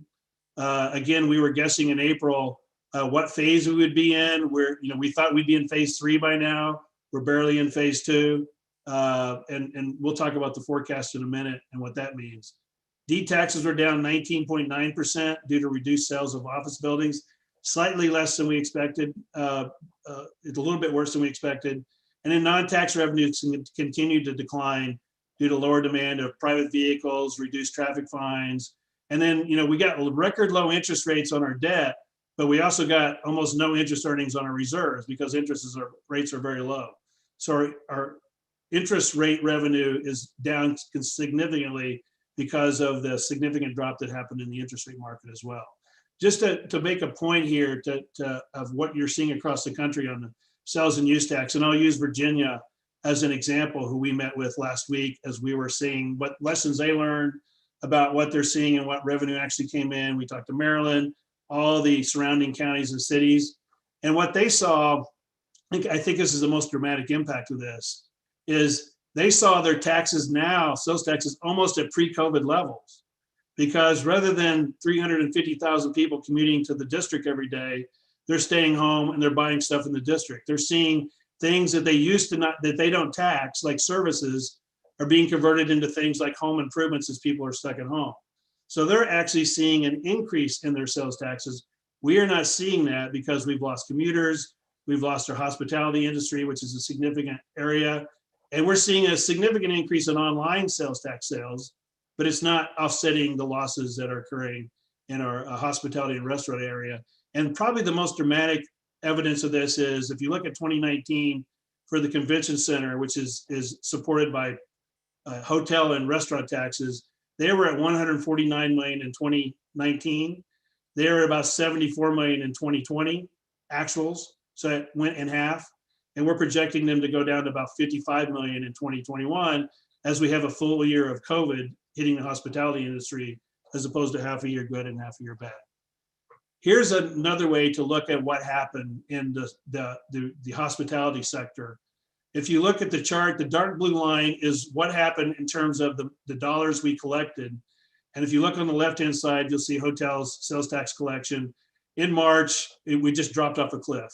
It was running, and you look at the chart below it, you can see in December, the hotel industry was running 137% ahead of 19. They were better than a record 2019 during the first 6 months. And then you look at the last 6 months at the bottom, and you can see they're running at 3% of their revenues. They're effectively shut down during the summer months. You see the same thing on the restaurant side. You see it fall off a cliff in terms of tax collections as they're shut down or are doing online sales only. And you can see they were running above the 2019 levels during the first 6 months of the year. And then they too have fallen off a cliff in terms of their revenue. And that's where the sales tax hit is at. Again, it's propped back up by online sales, people buying on Amazon and Wayfair, wherever they're Home Depot, wherever they're buying their online sales at. Those are up, but they're not being offset by the brick and mortar retail and the hospitality drops that we see here. And this again shows you some incomes are unexpectedly up and some are down as we expected. Sales taxes down 45% November to November of 2020. Withholding taxes, you would hope at best up. Most every state projected this would stay flat or go down. It actually went up here and it went up in Virginia and Maryland, and and when we redid the forecast back in December, you notice we upped the forecast from where it was in September. And we did that because we now see this data and we're reflecting that the non-hospitality sector is doing better, which is why we raised the forecast significantly in December that you saw with the end of the year forecast change. So let's talk about the reserve requirements, because that's obviously the hot topic the citizens care about. You all care about, what reserves do we have? How are we using them? Why aren't we using more of them? I want to spend some time talking about that and talk about where they went in the fiscal year. So this is in the CAFR. It's on page 150 if you want to go into the detail and see the nitty-gritty detail behind this. But I'm going to walk you through what happened here and how our reserves work. And when we have a surplus, where does it go and how does it work? So federally mandated reserves are required under the Home Rule Act, and I'll show you a chart after this. The Emergency and Contingency Fund, which are 6% of expenditures combined. When we grow our government, we have to grow this fund because it's a percent of expenditures. So we had to add $19.1 million from 19 to 20 to have that at the legally required level. We also have a formula and requirements for our locally mandated reserves, and those had to grow as a result of the government growing in terms of its budget and spending. And you can see how much that grew. So these two funds had to go up because they have to be relative to the size of the government at the time. And this is the ones that you set aside last year to balance the budget and financial plan. In 2020, you spent 53.6 million of that was spent. And so that balance is lower because you spent it. The rest of it's being used to balance 21, 22, 23, and 24. So this is being used to balance the budget. So we are using all of this. All these reserves are being used to balance the budget and financial plan. This is what you used in 2020. Now give me a second to explain this one. So you'll notice the debt service reserve requirement dropped. How is that possible? We issued $3 billion of debt last year, 1.7 billion of new money, and 1.3 billion of refunding, and yet our debt service reserve dropped. What we did last year, as we were majorly concerned about liquidity and concerned about freeing up as much cash as we can, because as many of you have mentioned, why should we be holding on reserves when we have all these needs? So in 2010, the district created what's called an income tax credit, which is basically we pledge our income tax revenues to people who buy our debt to pay them back. And in 2010, we were a single A credit, and to get the rate, to get a high rating on that debt, which basically we can't touch income taxes at first. When you pay your income taxes, it first goes to the bank. The bank places in escrow what's needed for the next year's debt service, and then it pays the current year's debt service. And then and only then does it come to OTR to process. So we can't touch income taxes until the bond holders are satisfied. In 2010, because we were a single A general credit, they required you set aside 1 year of debt service, and for 25 years. Until that debt's paid off, you can't touch that money. It's sitting there in reserve in case you can't make your payments. Some staff from the Office of Finance and Treasury came to me and said, we think we can redo the covenants we make to bondholders because we're now a AAA city. We now have 10 years of history of really strong income tax revenues, and we think we can change the covenants and get all the bondholders to accept it through some processes we'll go through to only do 3 months of reserves. We did that because we were concerned in the middle of the pandemic whether we were going to be able to pay our contingency fund back. And we didn't want you to have to budget to do that. And if we could pay it back, then the money would be available this year to be used. So what happened is all the income tax debt, which is roughly half, now only needs a 3-month set aside instead of a 12-month set aside. So on a one-time basis forever, this money's freed up, and this freed up money ends up in these two categories. So this is a change in our pledge to the bondholders, which we could do because of our high credit rating. And because I had some very wise staff in the Office of Finance and Treasury that suggested this, and we went through a long legal process to change all the covenants so that it's only 3 months instead of 12 months set aside. The surplus that was mentioned earlier flows into these two funds if there's a surplus. So you'll notice last year it was 161 and now it's 263. It's $101 million higher. That $101 million increase really is the surplus is $60 million higher than it was last year. And this 135 flows down here. That's why these two are higher than they were last year. And then reserve for other purposes, you spent all this. So just take a look at the bottom line. Our fund balance is almost exactly the same as a year ago. We do not have a bigger fund balance than we did a year ago. We have the same fund balance we had a year ago. But we took actions, and you took actions, that allowed us to free up money within that fund balance to make it available for these two funds that you can use. So what did you do in 2021? How did you balance 2021?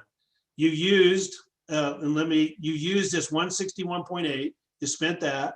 That's balancing 2021. You used that by changing, you spent that. You spent this 53.2 and you spent the 53.6. And on top of that, you spent the Fiscal Stabilization Fund of at that time, 212. So you spent 161.8, 161.8, 53, 53, and to balance the budget. So it's not that you didn't use the reserves, and I'll show you a picture of that in a minute in a little bit more detail and get into things I know you're going to ask about. This is a visual of that. So some people don't like numbers, some people like pictures. So let me show you what you spent last year. You spent all this brown to reserve for future budgets, to budget the budget and financial plan, and you spent the Fiscal Stabilization Reserve for the first time. That is our rainy day fund that we don't need to run the government, that is there for the purpose that it's being used for.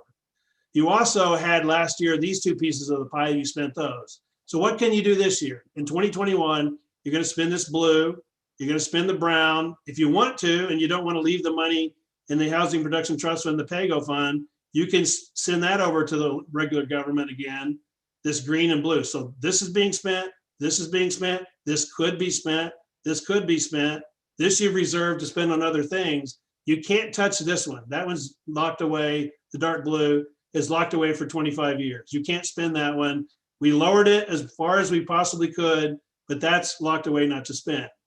The federal mandated reserves, the contingency and the emergency, you're already spending the contingency, and I'll show you that in a second. And now the cash flow reserve. This is the hot topic one, I'm sure, this year. Well, if we use that, why can't we use this? This is what we run the government on. We are going to have 75% of that used in the next few weeks to pay our bills until we get property tax receipts in. We're going to be down to 1 month of payroll, which is low as you should go. Because if something unexpected happened, you can't hit payroll, the control board triggers if you miss a payroll. So as a CFO, I'm never going to let us miss a payroll. But I also want to make sure as much money is free to you as possible to run the government. So again, I just want to say this one more time. You spent the dark brown, you spent this blue, you can spend this blue, you can spend this green. You've already committed this, and you can spend the contingency, and you are. And let me show you what that looks like. So here's the 4 reserves that we have for liquidity that we're using as appropriate. So the emergency reserve is dictated by federal law. It's 2% of expenditures. It's 155.6 million. We came very, very close to needing to trigger that for the first time in our history because we almost ran out of this money. In 2019, we had that pretty close to zero, and we did not yet have the ability to pay it back to the CARES and COVID money. We didn't. We basically spent that to near zero. That got reimbursed 99% with CARES Act money. So that ended up, we basically fronted PPE and all the things that we were doing to deal with the COVID emergency, and it became eligible to be reimbursed with federal money. The Fiscal Stabilization Reserve, it's there right now on September 30th, but you have budgeted to spend that in 2021. This is how you are balancing the 2021 budget.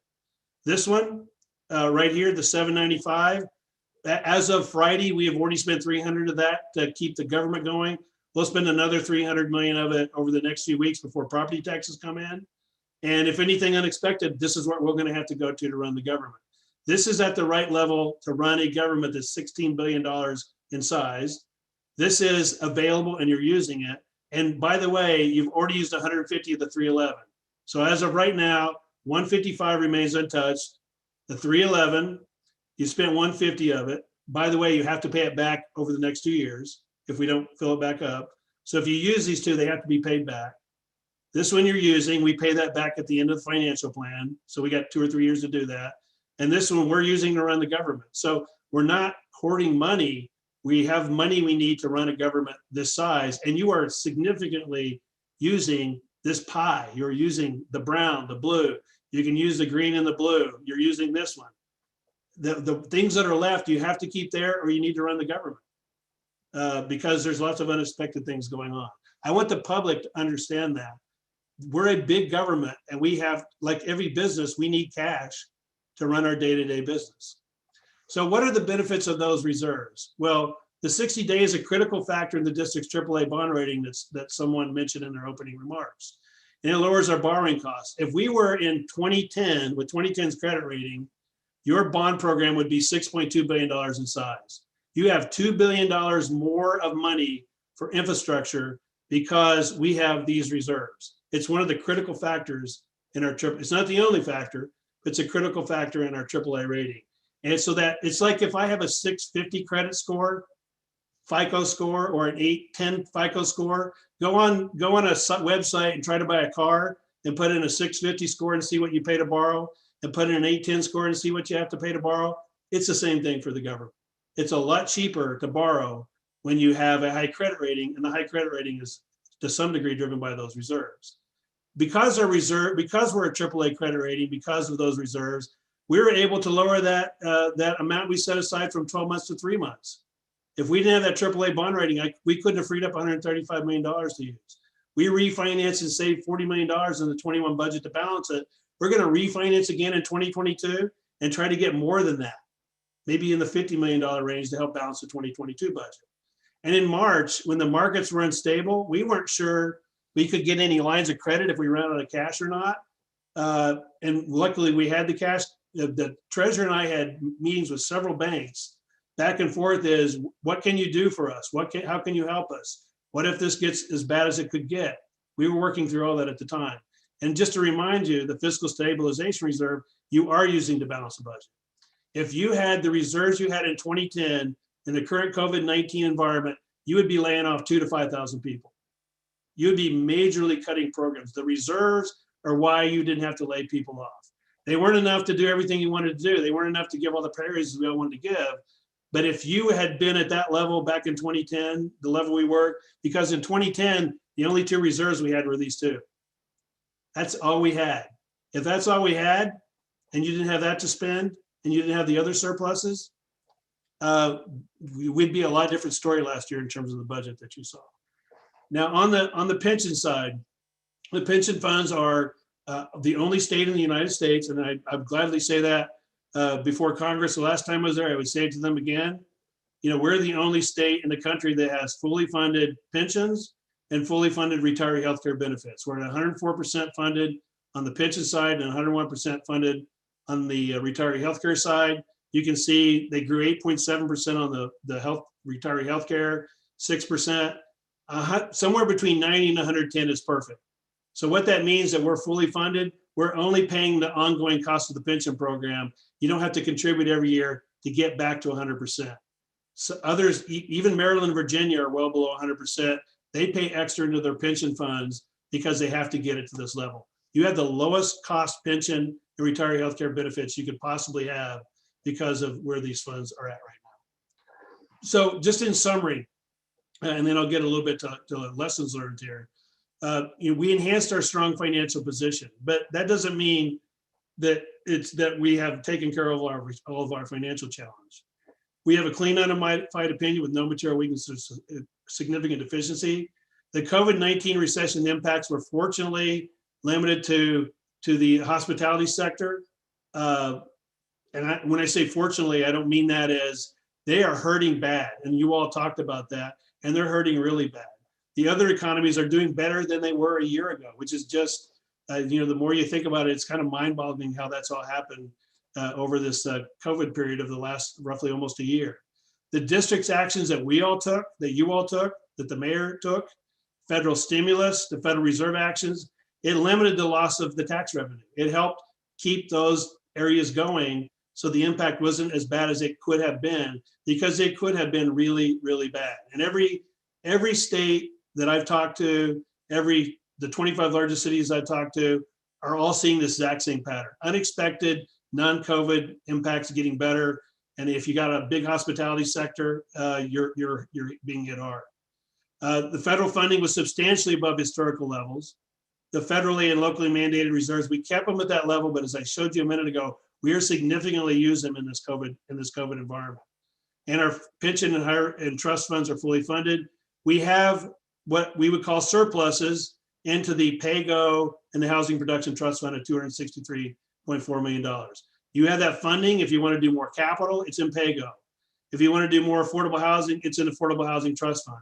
Last year, when that went there, you redirected that to help balance the budget. You can do that again if you so choose to do that. So what are some observations as a CFO of reading this CAFR of a tale of two periods of the best economy we've ever seen, better than 2019, and the worst economy we've ever seen, far worse than the Great Recession, all rammed together in one 12-month period? The observations are, and many of you have already mentioned this, the lower wage economy, hospitality, retail, business services are severely impacted.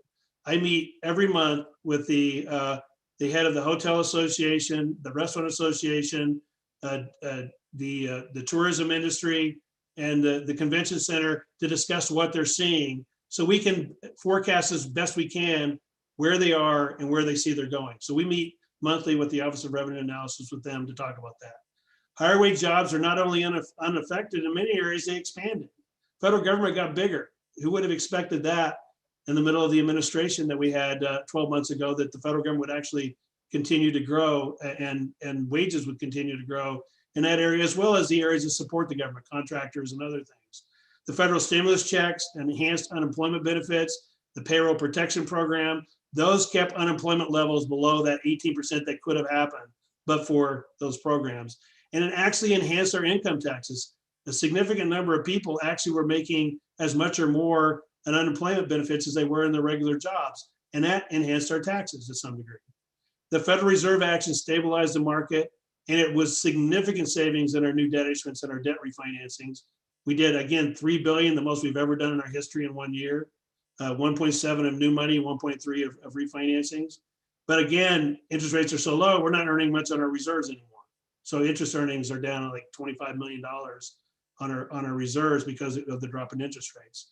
Our cash levels let us take prudent actions. We didn't have to panic and do things more drastically. It gave us time to figure out how to solve this, how to deal with our liquidity, how to manage ourselves, how to get a handle on the CARES Act, because we had money to advance the CARES Act money while we figured out what we could use it for. Because again, the guidance changed 9 to 14 times, depending on who you ask, during the year. And it gave us time to figure that out because we had the liquidity to do that. And then in the district, we were able to contain expenses within resources, given all the significant uncertainties. If you had asked me in April what I thought was more probable that we'd overspend or underspend, I was worried about overspending because COVID costs were going up and up and up.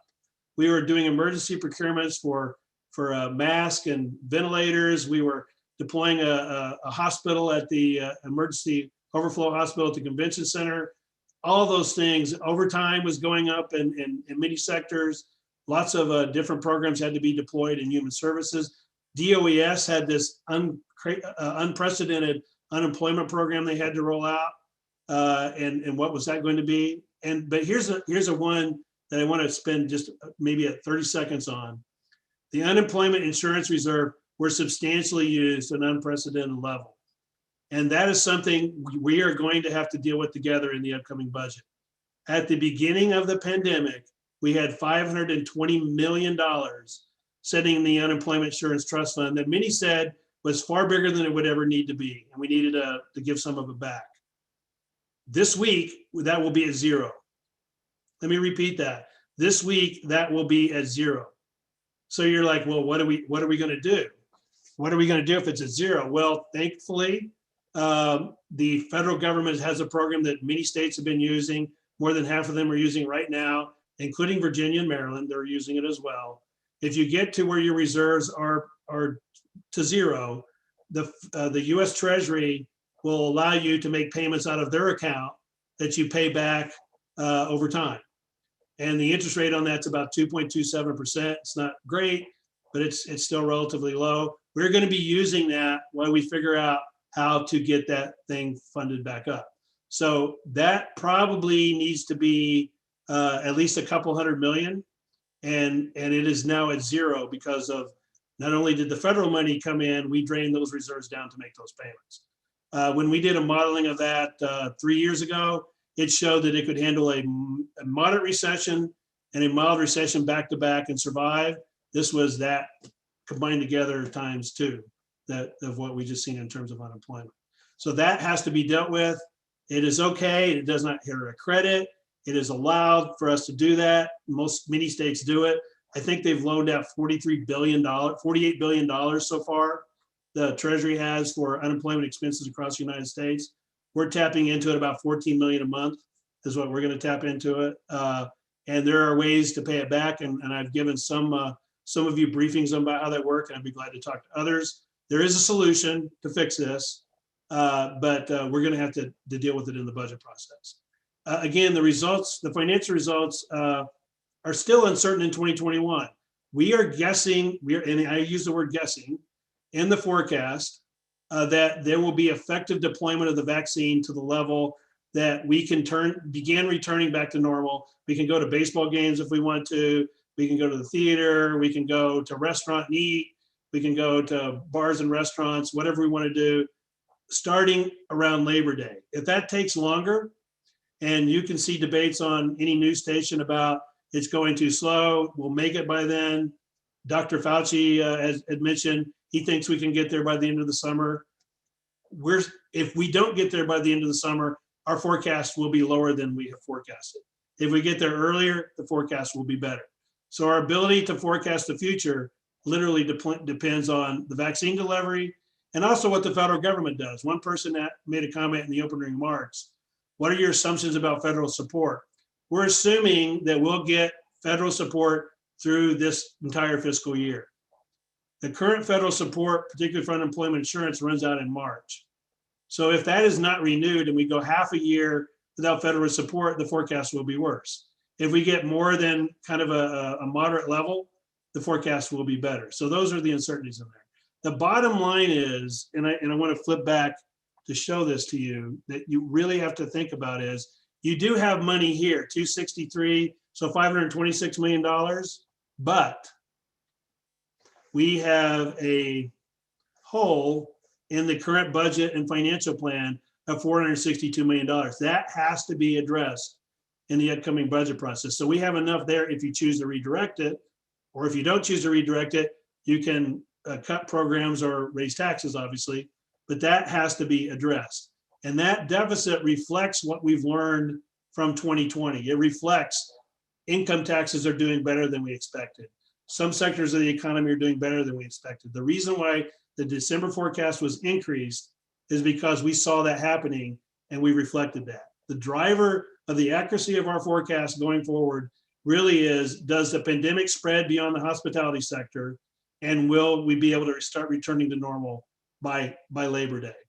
If those aren't right, we'll be wrong again, higher or lower in 2021. And every city and state has the same challenges that is. So that is my attempt to explain to you how our reserves are used, what happened in 2021, and to give you a feel for what's going on. I have some other slides in here that I can go to for any questions you may have, but that's my attempt to explain a very complex CAFR and the fact of how we're using our money in a responsible way to do as many programs as you possibly need to do. So, Mr. Chairman, thank you for the time, and hopefully that addresses some questions, but I'm here all night to talk about this as long as people want to. Thank you, Professor DeWitt. I'll turn now to the City Administrator, Kevin Donahue. Thank you. And I think I have a short slide deck that is being pulled up right now. As that's being done, I will start. My name is Kevin Donahue, Chairman Mendelson, members of the council. I'm the City Administrator of the District of Columbia, and I'm pleased to provide testimony at today's hearing. I do have a short presentation, and I will be brief with my testimony. Let me just start by talking about FY20, which is a year like any other. First, we had a global pandemic that has infected more than 37,000 district residents and sadly led to the loss of 926 of our residents. The pandemic has also resulted in more than 100,000 people being unemployed, scores of businesses shuttered and hurting, and we've mounted a monumental citywide response that continues today. On top of the pandemic, we experienced protests over racial justice this summer. That was followed several months later, in fact, 4 weeks ago today, by an armed insurrection leading to the violent takeover of the US Capitol, the security impacts of which were still visible today. I worked in district government for most of the past 20 years, and I can say these challenges have little precedent, but thanks to some prudent financial management and the growth of the city, we've been able to maintain our strong financial position while recognizing the deep impact that this year, the past year has had on our residents, one that has not been equally felt. The CFO's touched on some of the key elements of our financial position. I will not go into detail about them. I highlight a few elements here.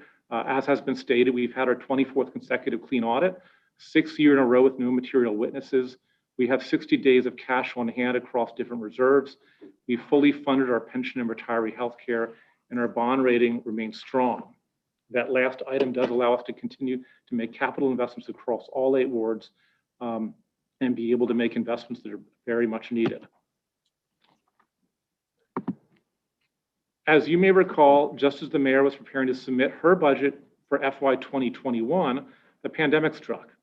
Within just a few months of the public health emergency declaration back in March 2020, the CFO announced that we were expected to lose over $1.5 billion in revenue across just 2 fiscal years of 20 and 21, a loss that unfortunately continues as the economy struggles to regain its footing with the pandemic-induced recession.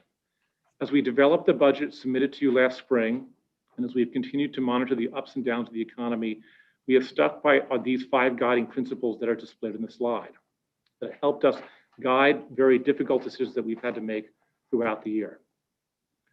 One major component of our strategy for weathering the revenue impacts of COVID was tapping into our prior year surpluses and other financial tools. These were options that were only available to us because of our strong financial position and reserves.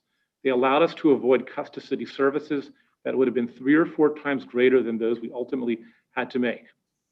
As you know, we have 4 reserve funds, 2 federally mandated, 2 locally mandated, as has been described throughout this testimony.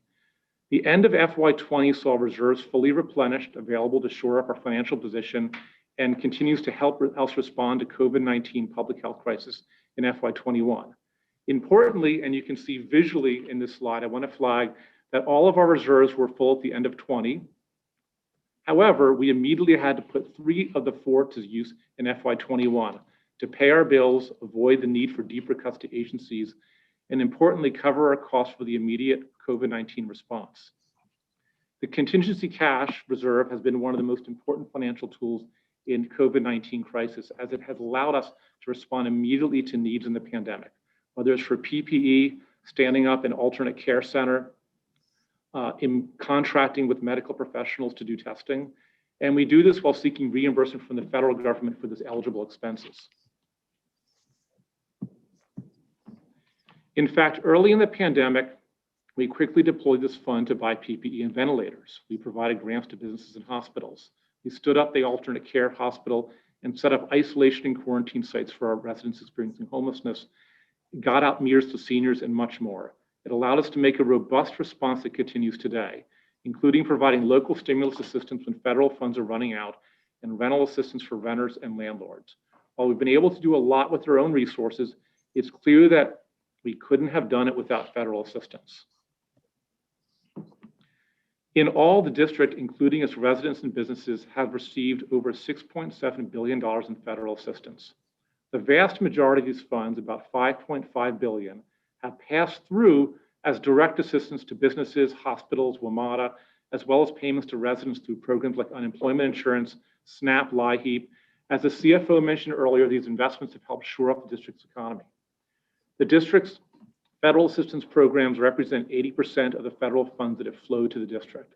The remaining 18%, about $1.2 billion, has come to district government through broad and flexible relief funds, like the Coronavirus Relief Fund and FEMA public assistance grants.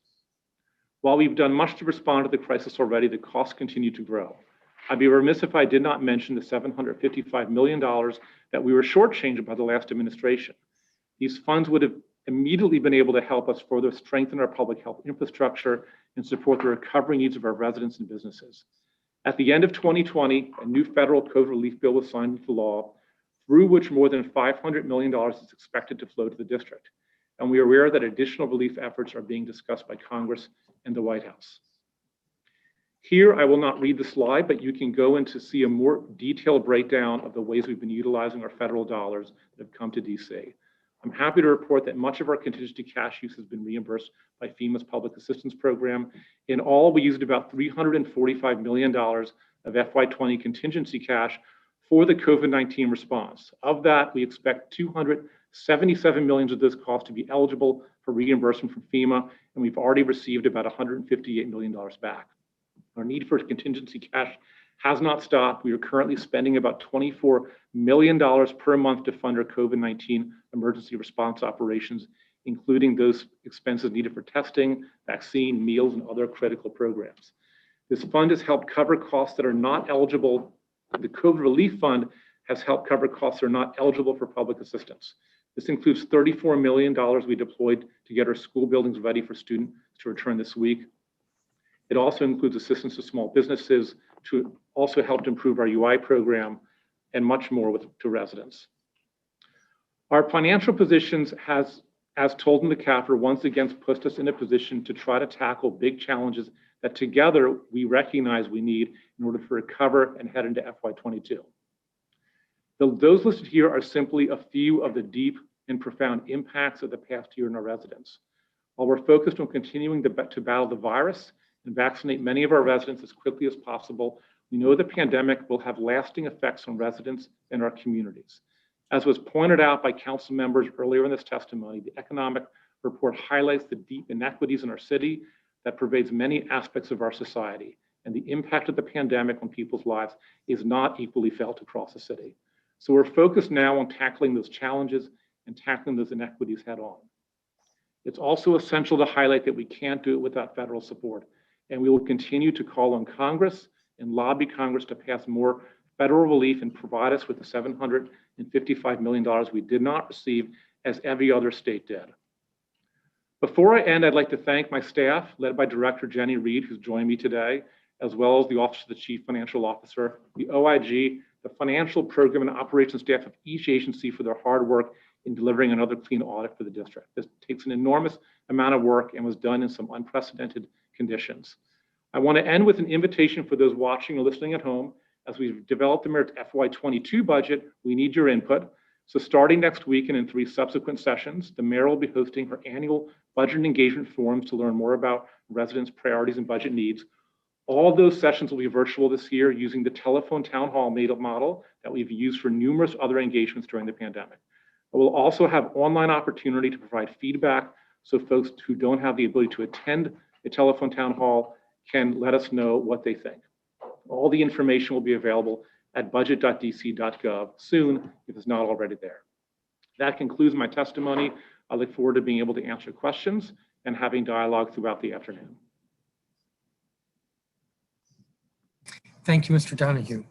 So members will have 10 minutes for each for questions, and I will begin if you put me on a 10-minute clock. I'm going to start with this. I have about 5 questions, so I want to kind of get through this quickly. Mr. DeWitt, you touched on this, but I'd like you to restate. I understand that the Unemployment Insurance Fund has a $60 million balance at the end of January. I think you said it's 0 today. What are the current plans to replenish the fund? And if you could kind of summarize the answer. The option we have at the moment, which we will do this week, is the Treasury will allow us to go to their bank account to pay the benefits. If we pay that back through actions taken through the budget process before September, there's a 0 interest payment on it. If we don't, we can continue to do that. And over time, if we don't pay it back, the local businesses lose their federal tax credits, and those tax credits are used to pay it back. So we have a proposed plan. We've worked with the DOES that we would be glad to discuss with the councils through the budget process of the option of making the businesses pay it back through lost tax credits or us finding a way to pay it back. And those are things that we're looking at. But it has to be paid back eventually, and it will be one way or the other. The cheapest way to do it is not to make the least impact on businesses is not to make them pay it back through lost tax credits. There's a better way to do it, and we can lay that out through a separate discussion. Thank you. And I have a question for Mr. Lucas. This may be the only question you get today. Are there any additional CAFR-related deliverables that we should look for over the next few weeks? No, all deliverables have been met. That includes the management letters and so forth. Yes. Okay, so those are all available. I think this is for Mr. DeWitt. In September, the auditor determined that Events DC's projected revenues and excess reserve should be sufficient to cover its expenditures and reserve requirements for fiscal year 21. But this determination was based on an assumption that some events would be taking place during the last 3 quarters of fiscal year 2021. Based on what we now know, is it your opinion that Events DC will have sufficient revenues and even excess reserve for fiscal year 2021?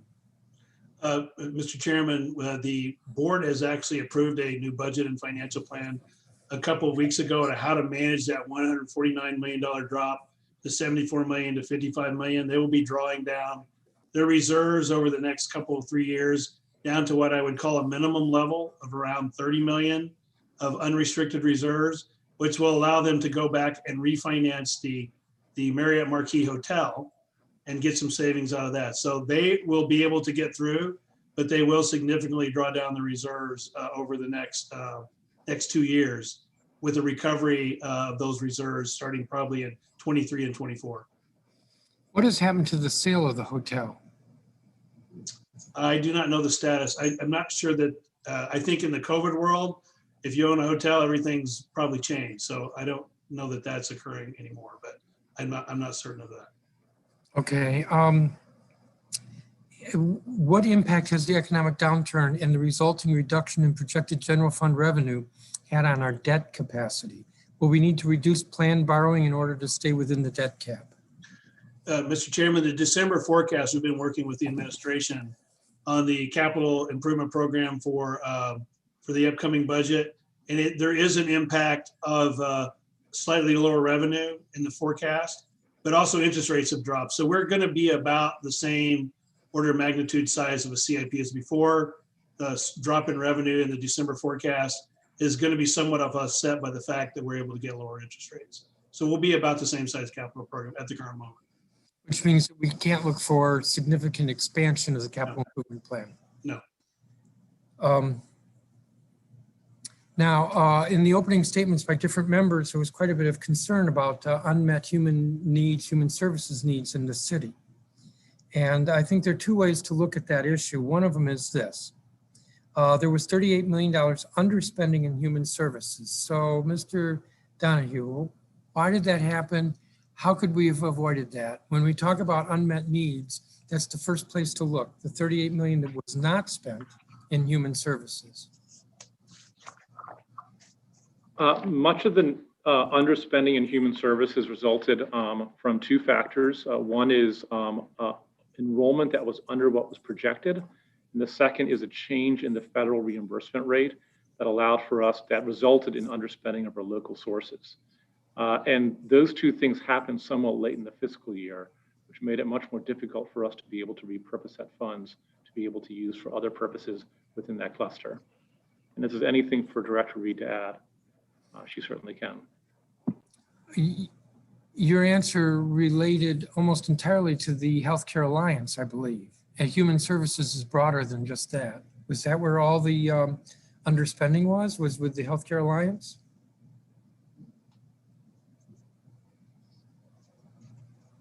Good afternoon, Chairman. My name is Jenny Reed, for the record. I'm the Mayor's Director of Budget and Performance Management. I'm happy to provide a little more context.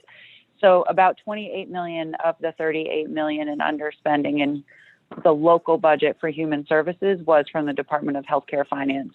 As the city administrator mentioned, the extension of the public health emergency later in the fiscal year by the federal government allowed us to have a higher reimbursement rate, which means we had to spend less local money on Medicaid.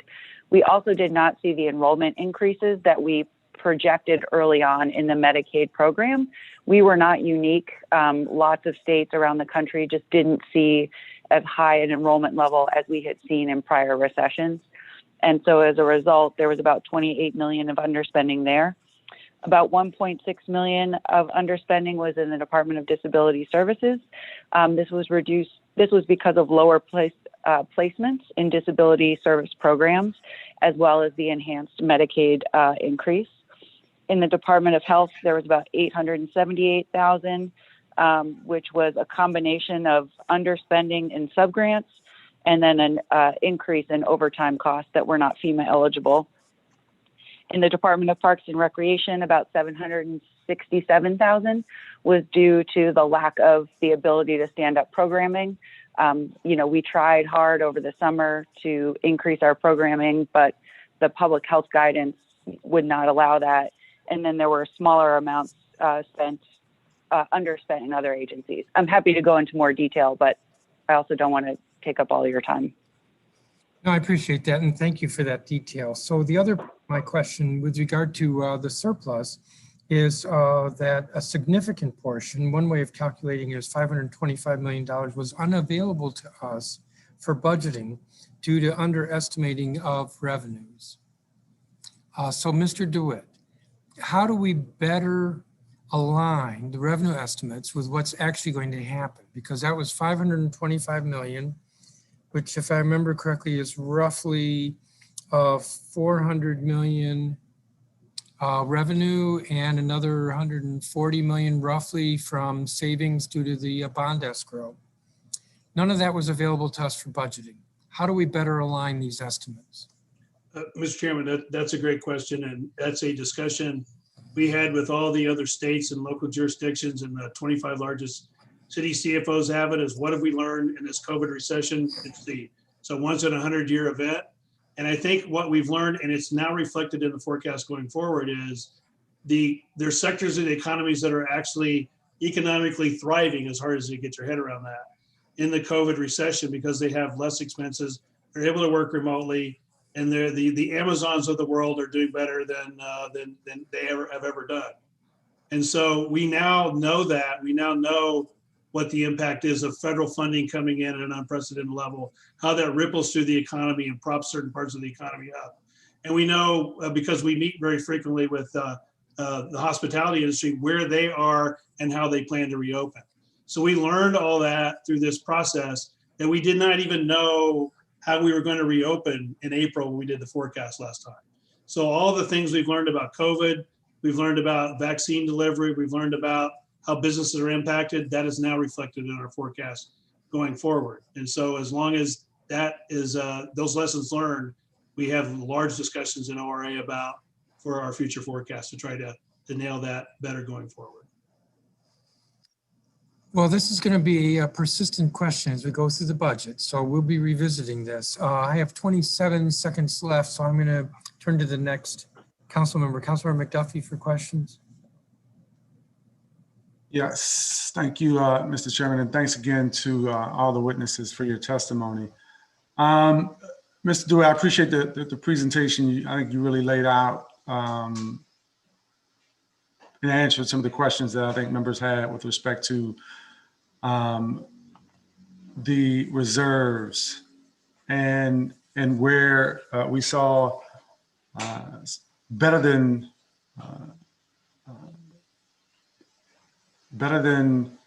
normal results in terms of the revenue estimates, I should say. So I want to kind of dig into it real quick in the time that I have. You laid out, and I think it was in slide 14, the increases in non-hospitality sector revenues. And I want to sort of not necessarily, I don't know why I mentioned it, I don't want you to look at that specifically, but the areas where the jobs were lost in the hospitality sector, in the lower wage jobs, can you mentioned the sectors. I guess I'm trying to think about as we look towards recovery and are utilizing the budget to support our residents. As we look to the fall, let's just assume that the mayor lifts her public health emergency at some point. You know, the vaccine is disseminated. What, if any, concerns do you have with respect to the latter portion of FY21 going into FY22, if and when the public health emergency is actually lifted? I think from you as the policymakers in the district, it's clear that some parts of our economy are doing okay. When this is over, the questions that I think we need to address is, what's the telecommuting level going to look like?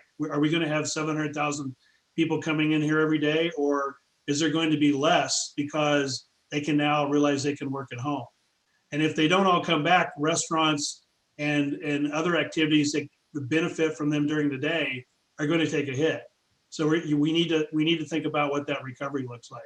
We need to think about in terms of recovery and getting our revenues back as quick as possible, the sectors that are hurting, what can we do if they're in hibernation to keep them at least in hibernation so they come out as quickly as possible. So my perspective as a CFO, the commercial property side is going to take a hit because there's likely to be less footprints rented.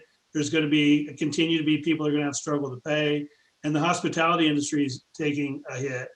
And how do we get it where people want to come back here to travel, to come to the museums, to come to Washington, D.C. again? Those factors are going to determine how fast and how well we recover. And some of those businesses that are doing well, they're going to have to shift because the economy is going to go back to in person and not online. So we're going to see a shift, back. And what do we do to make those areas that are really, really hurting? And many of you said it.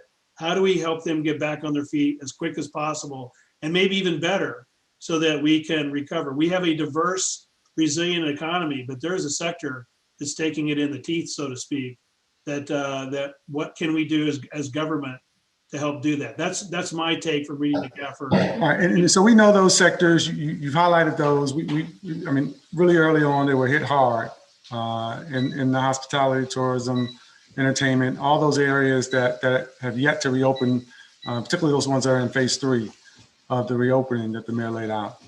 And I thought this to Kevin Donahue too, but to you, Jeff, are there any particular industries that have done fine or or better than expected during the pandemic that are not directly related to sort of the Federal CARES Act, any steps taken by the Fed? Are there any things that sort of independent of the federal recovery supports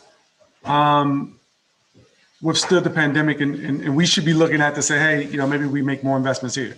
Well, the online, I think what COVID did is it probably accelerated the online retail sector probably 5 years. I don't know what the number is, but there is going to be post-COVID more online retail activity happening along. So what happens to those stores those retail stores that cannot pivot to an online market? And how do you support them so that we're not all online? People want to walk in and go places. So the sector that's not federal related or COVID related is a technology shift that this caused some sectors to do really well. Those sectors that are technology driven are doing better than expected.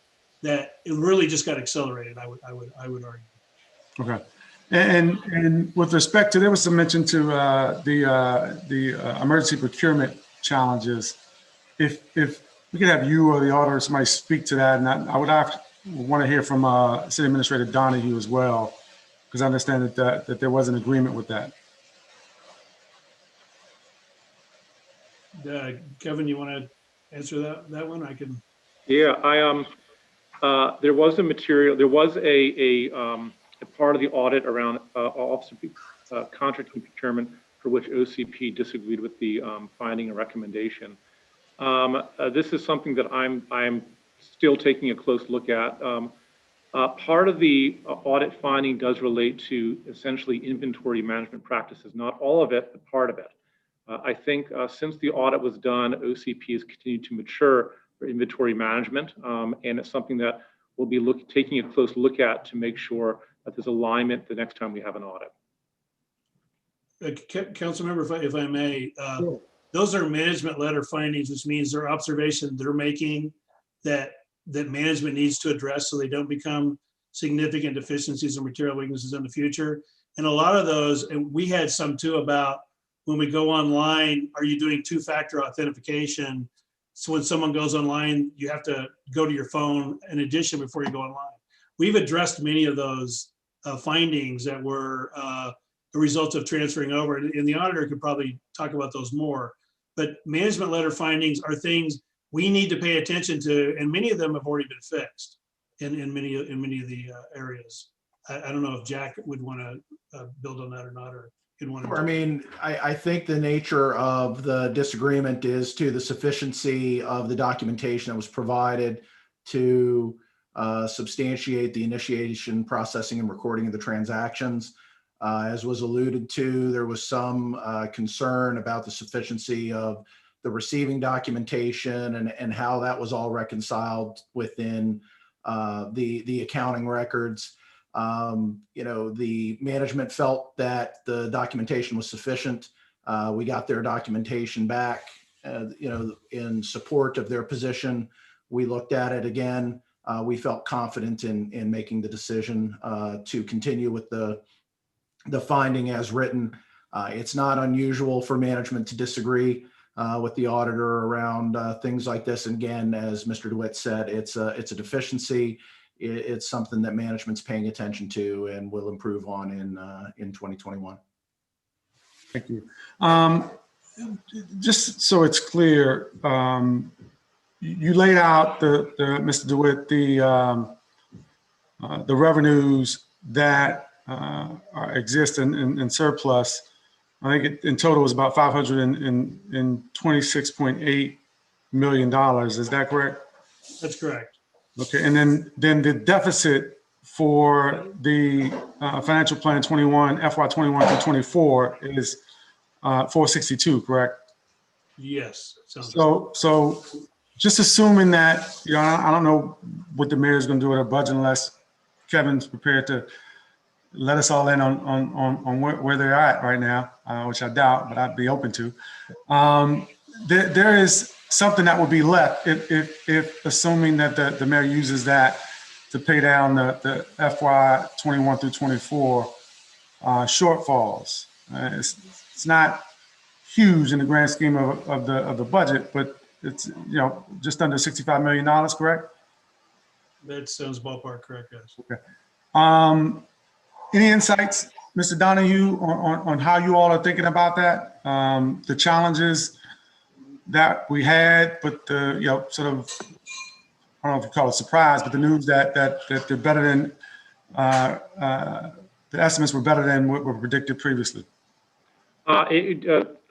Surprise is not an inaccurate word. When I, quite frankly, started to get some of the reports from the CFO's office. Certainly, we know when we submit the budget, we have to have a balanced financial plan, and that there is still a deficit in that financial plan. However, we also recognize, as has been stated, I think, by all of us here, that the pandemic has had some historic impacts in our city, many of which are negative. So it's incumbent upon us when we're developing our budget, not simply to make sure that our financial plan is balanced, but also to be able to free up enough resources to be able to meaningfully address some of the concerns that we've raised here around housing, around evictions, around jobs, around violence, around learning, and other areas. We also have to recognize that costs go up, and generally I have found that the inflation rate often exceeds what's built into the financial plan, whether it's cost for healthcare, cost for contracts that agency has. So I would expect that Some of the cost assumptions will provide additional pressure on what's already a gap. But what we intend to do with the surplus and the whole budget really is try to find effective ways to be able to respond to the lasting impact of the pandemic. The fact that we have the underspend and the additional revenue will make the ambition for us to be able to work together to do that greater than if we had to live by the assumptions that we did at the end of the last fiscal year. Thank you, Mr. Chairman. Thank you to the witnesses for the testimony. Thank you, Councilmember McDuffie. Councilmember Che? Thank you, Mr. Chairman. I think all of us have identified in one way or another this rather stark divide between having the biggest surplus we've ever had alongside great need and spending reduced $45 million for $45 million less for human services. So I'm trying to understand about these projections.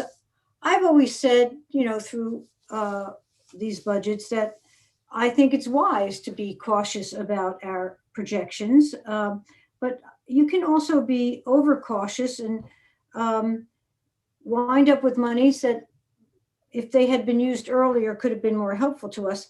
So let me just ask, I think in fiscal 20, franchise taxes, if I'm getting this right, grew 13.3%, but in the December revenue projections, Mr. DeWitt, you said that the revenue from corporate franchise tax will decline 9.3%. And similarly with individual income taxes, they increased 3.4%, but we have a projected growth of only 2.6% in 21, when we're likely to see, I think, a recovery beginning to set in. Sales taxes decreased 22.2%, and there's a projection of a further decline of 9%, which seems a little odd given that some sectors have already started to rebound. So I'd like to know why these projections are so, I think, dramatically off, and what we're going to do going forward to bring them more in line with what we find out happens. If there's some response to that? Yeah, Councilmember Che. So yeah, let's take the sales tax one you did first. Keep in mind 2021 has 12 months of COVID. So you'll see additional decline in sales taxes because you don't have the first half of a very hot hospitality sector. It's a full year of COVID. So we're going to see sales taxes continue to decline because we don't have a first 6 months of really strong sales taxes. What we've tried to do, and again, we have long meetings with all of the neighboring jurisdictions, Maryland, Virginia, every city around here, discussing with other states. What did we learn from COVID that we can translate into these forecasts? So we will look again on February 28th when we release the next revenue forecast. We will look at all the things that we got out of this CAFR, all the things we're seeing in receipts today, looking at every sector, and do our best. Because I don't disagree with any of you when you say we don't want to leave money on the table when we have all these needs. I agree with you. But I remind you, we were doing this forecast in April of 2020 when no one knew the level of federal funding. No one knew the impacts that COVID was going to have. No one knew how these sectors are going to be impacted. We now know that, and we're trying to reflect that in the new data going forward. But the sales tax is one that doesn't make sense until you think about it's 21 is a full year of a depressed hospitality industry. 20 was half a year of good, half a year of bad. So okay. That's the reason for that one being continued. Well, how about franchise taxes? They grew 13.3%, but in December, the projection was the revenue from franchise taxes would decline 9.3%. That's from a really high 2020, which went up 13%. So in that one, we're going to have to look and see where the stock market is and how businesses are reporting. So we will look at that again in February and revise that if necessary. But when you're going back to normal, you're going to see a decline. So we don't think that the stock market went from 34% down to up in 2020. From February to now, the stock market's way above the peak of last February. And so we will look at the data there, But keep in mind, when you're at a really high year and you go back to normal, it looks like a decline. It's really getting back to normal. Okay, and then sales taxes decreased 22.2% in 20. And I know there's, okay, you're going to talk about the two halves of the year, but there's a projection of a further decline of 9%, which seems a little odd because we're rebounding. We're not rebounding. We're still at the low point of, we're in phase 2 of recovery. We're not rebounding yet until we get to phase 3 or we get the vaccine out. So we're staying at that low level, but we're there for the whole year. So if we start going back and opening phase 3 and phase 4, go to phase 4 by 4th of July, then that forecast will be better. But if we assume we're going to go through the whole fiscal year before we get to reopening because the vaccine's effectively deployed, it's going to further decline because it's a full year of low, not half a year high, half a year low. Okay, do these projections account for any further federal assistance? You know, do we offer some different scenarios? What if President Biden's 1.9 trillion stimulus bill passes, or even something less than that, you know, if the Republicans want to sign on, I guess. How might we look at that? In other words, if that happens, are we going to see some further change in your projections? Yes, our projections assume sort of not as high as was done in the last period. So we don't assume we're going to see the unprecedented level. We've already reflected the $900 billion of stimulus that we've received from that. But if the administration does a $2-3 billion additional COVID aid, we get our 755 that we are owed and all those other things, we will up the forecast. So if something beyond kind of average happens in federal assistance, we will up the forecast in February. Okay, and then we saw what I'm seeing, 37 million more revenue than expected from quote unquote other sources and 29 million from miscellaneous sources. What are these other and miscellaneous sources, and what accounts for taking in substantially more from those sources? Some of those are, we have effectively deployed our new tax system and we have some benefits of that, and some large audits have come in and we've had payments on. So some of that other revenue is actually compliance payments from taxpayers who've owed us money for years ago, finally getting through the courts and getting settled and getting paid. So some of it is one-time things like that, or money coming in better than expected from unclaimed properties and things like that. So it's those things that don't happen all the time. And again, we're seeing the benefits of tax compliance getting better, and some of that is that one-time money coming from that. Okay, and then, you know, what we've been talking about here, and I don't think people want to like run down the reserves, they just want better projections, because if we had better projections and we knew that there'd be this largest surplus we've ever had at the time, it may have been flagged in the summer, then we could have put money toward, you know, the businesses and other, you know, matters where relief was needed. And that in fact would increase our revenues, because we might be able to get businesses running more. I want some confidence here that, you know, if the projections that we're talking about are looked at more critically and not, as I'm saying this, maybe you disagree, overly cautiously. And I thoroughly agree with caution and care here, because you don't want to go in the other direction. How can we know going forward how we're going to be able to account for anything that comes under this heading of surplus, so that we can put it to use right away? That's the key, right? I 100% agree with you, and that certainly is our goal. If we could have in April of 2020 known what phase we would have been in each month of the year of the COVID environment, if we had known how much money the federal government was going to inject in the economy, if we had known all those factors, we could have got it more correct. But we did learn from that. We did now know what the impact of federal insertion into the economy does, depending on where they do it. We know what stimulus checks do. We know what payroll protection programs do. We know what all that happens. So we have been spending a lot of time with every state and all the large cities to lesson learn together of what, and they all saw the exact same thing. I don't want there to be a surplus revenue at the end of the year. That is not our goal. Let me just ask you, because I just have a few seconds. This is like a bigger question, but how do you see the overall recovery unfolding and continued, now we've learned lessons and a continued assessment of our projections. How do you see that really unfolding as we go forward? That's the difficult question, council member. It really depends on the vaccine. It depends on when can we get back to gathering together and doing what we want. But let's just assume that we can do that by Labor Day.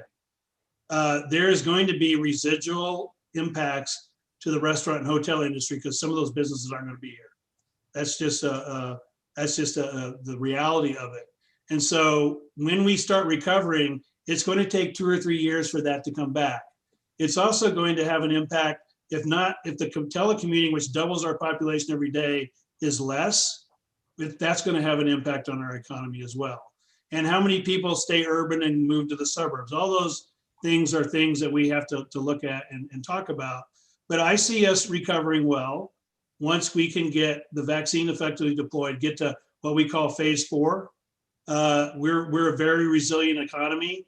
And I think, but the hospitality side is going to take a while to heal, even whenever we can gather together, because some of them, as their own members have said, are not going to be here when it's over. And getting those people re-employed and back into the economy is the challenge.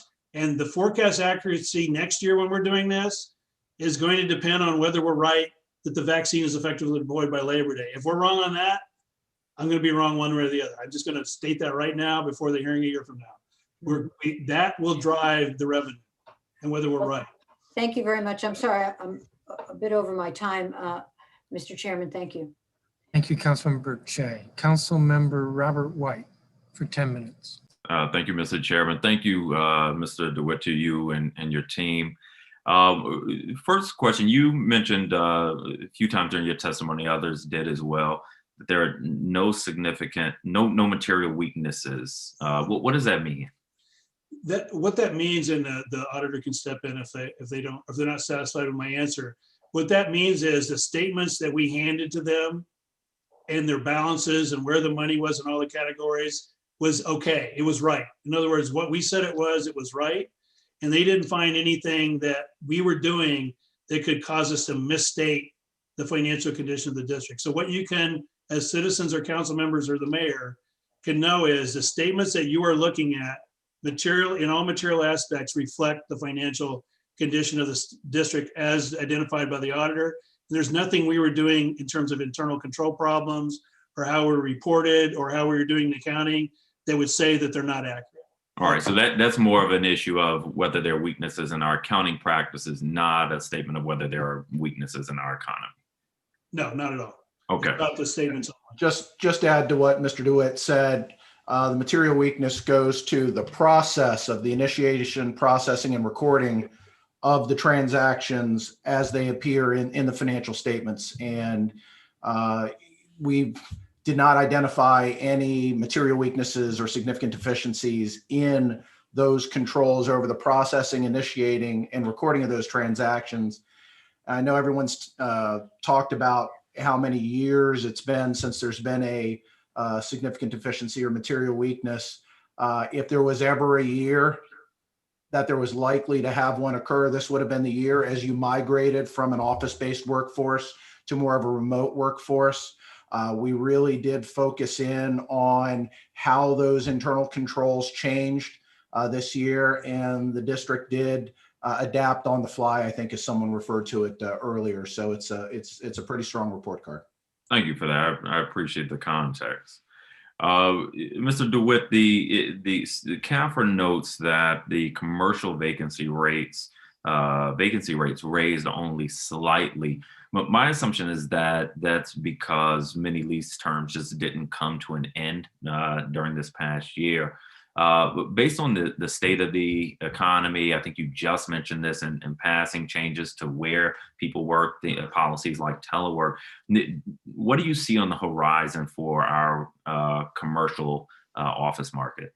One of the challenges you're going to see in the forecast going forward is the economy today is going to be the reflection of the property taxes in 22, because it's about a 2-year lag. We see, and when you talk to the downtown office holders, we met with the commercial property owners a couple weeks ago to get their perspective as we go try to forecast where they're going to be. In the downtown area, they're seeing 20% drops in their rents. But now what they told us is these leases don't all come due at once. A few come every year. So they're going to they don't want to renegotiate rent in the middle of a COVID rent. They want to, reflect what's normal. But I think we're going to see some challenges in the commercial property market in the coming years as we see how teleworking is going to impact the day-to-day workforce. And as individual businesses make a decision, do I need less space because I can do more teleworking? If they do that, then that's going to affect rents and space as well. So that's one we're watching very, very closely. And the forecast reflects that property taxes are going to be negatively impacted in the next couple of years because of the very things you're alluding to. Appreciate that. On population growth, the CAFR mentioned that there was a modest population growth of 1%. How does that break down, though, in terms of in-migration, out-migration, births? Well, if you look at it in total, we're really just, the number you're seeing is really equivalent to just births over deaths. It's really the natural growth. So there might be people coming in and leaving, but when you look at it in total, the growth rate we're seeing right now is not the growth rate we saw 10 years ago where people were coming in and going. So that's another one we're looking at is because what's really driven the health of our economy for the last decade is population growth. That has driven all the things that you've seen. And right now we're seeing it kind of at the level that it's not growing as strong as it has historically. So it's really the number is about natural growth rate is what we saw last year. But again, we're in the middle of a pandemic, so who knows till the noise washes out what that really is going to look like. But in terms of the number of people moving in versus the number of people moving out, that's pretty much flat or a wash. When you're looking at the total numbers, which has that all mixed together, it looks like it's a wash. But we need to see the census data that's going to be coming out and take a really, really hard look at that and give you that information when we get it available. That the census is going to be critical to get a handle on that. Okay.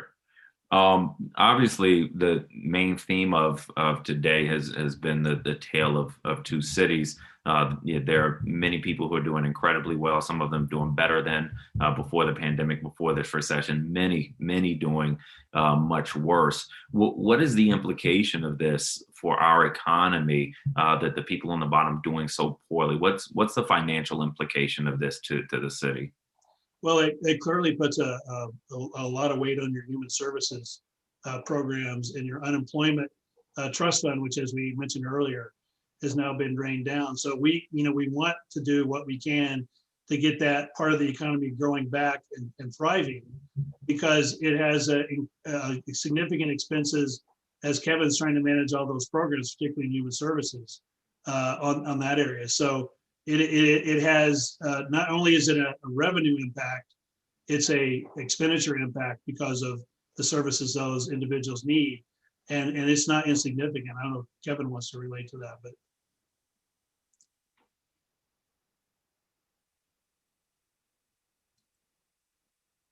On a very regular basis, I know I get reports, and my team does, about demand on services that we think are likely to increase as a result of the deep impact this pandemic has had economically on parts of our city.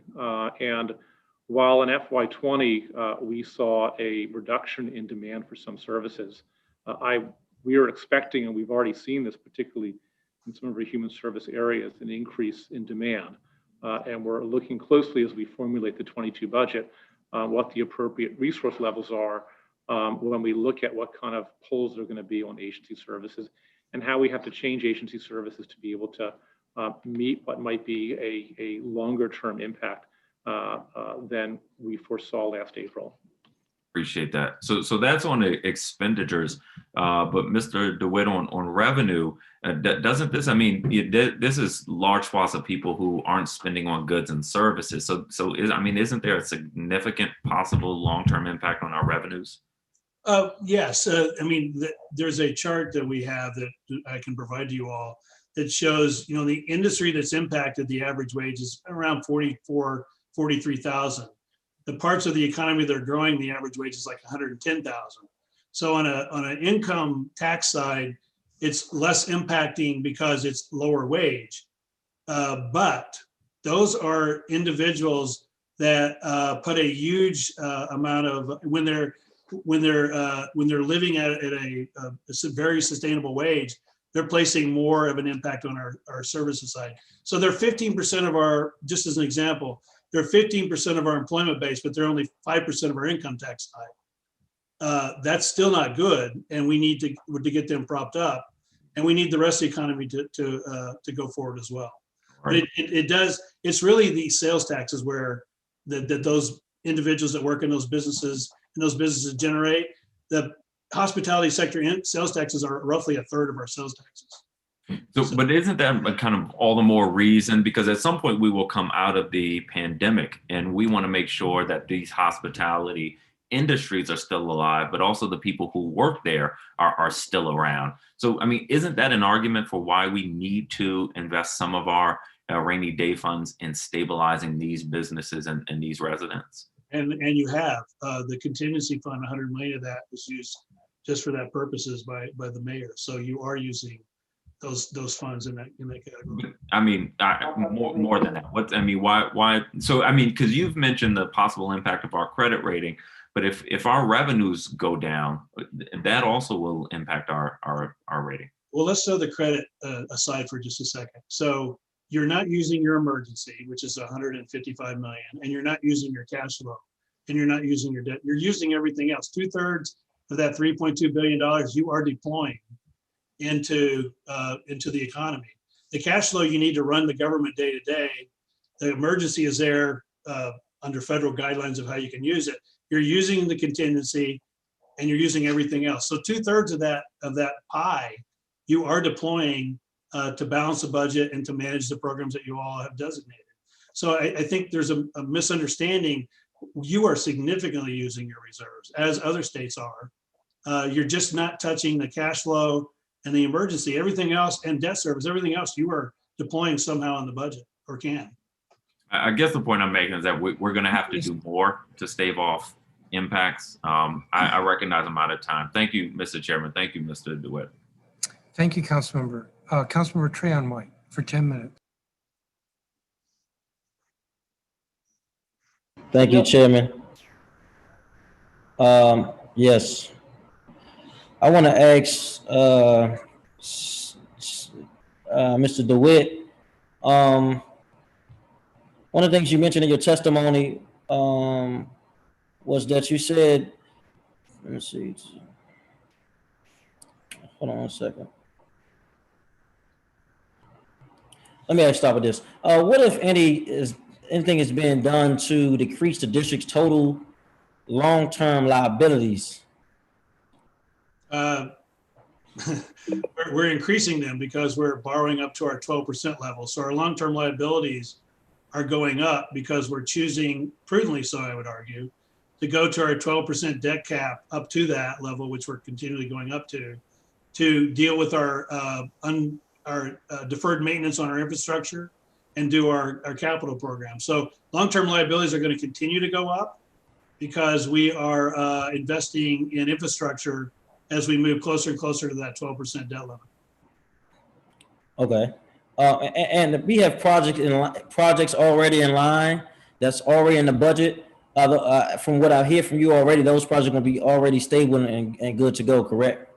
You have I believe it was $8.2 billion in capital programs. Yeah. And we sold $1.7 billion in municipal bonds to get the cash to build the projects that you've been building this fiscal year for the last 12 months. So yes, those are planned, and we sell debt to and or we use cash to build those projects. Yeah. And I know even at least in the last two budget cycles, it relates to the non-for-profit hospital, also known as United Medical Center.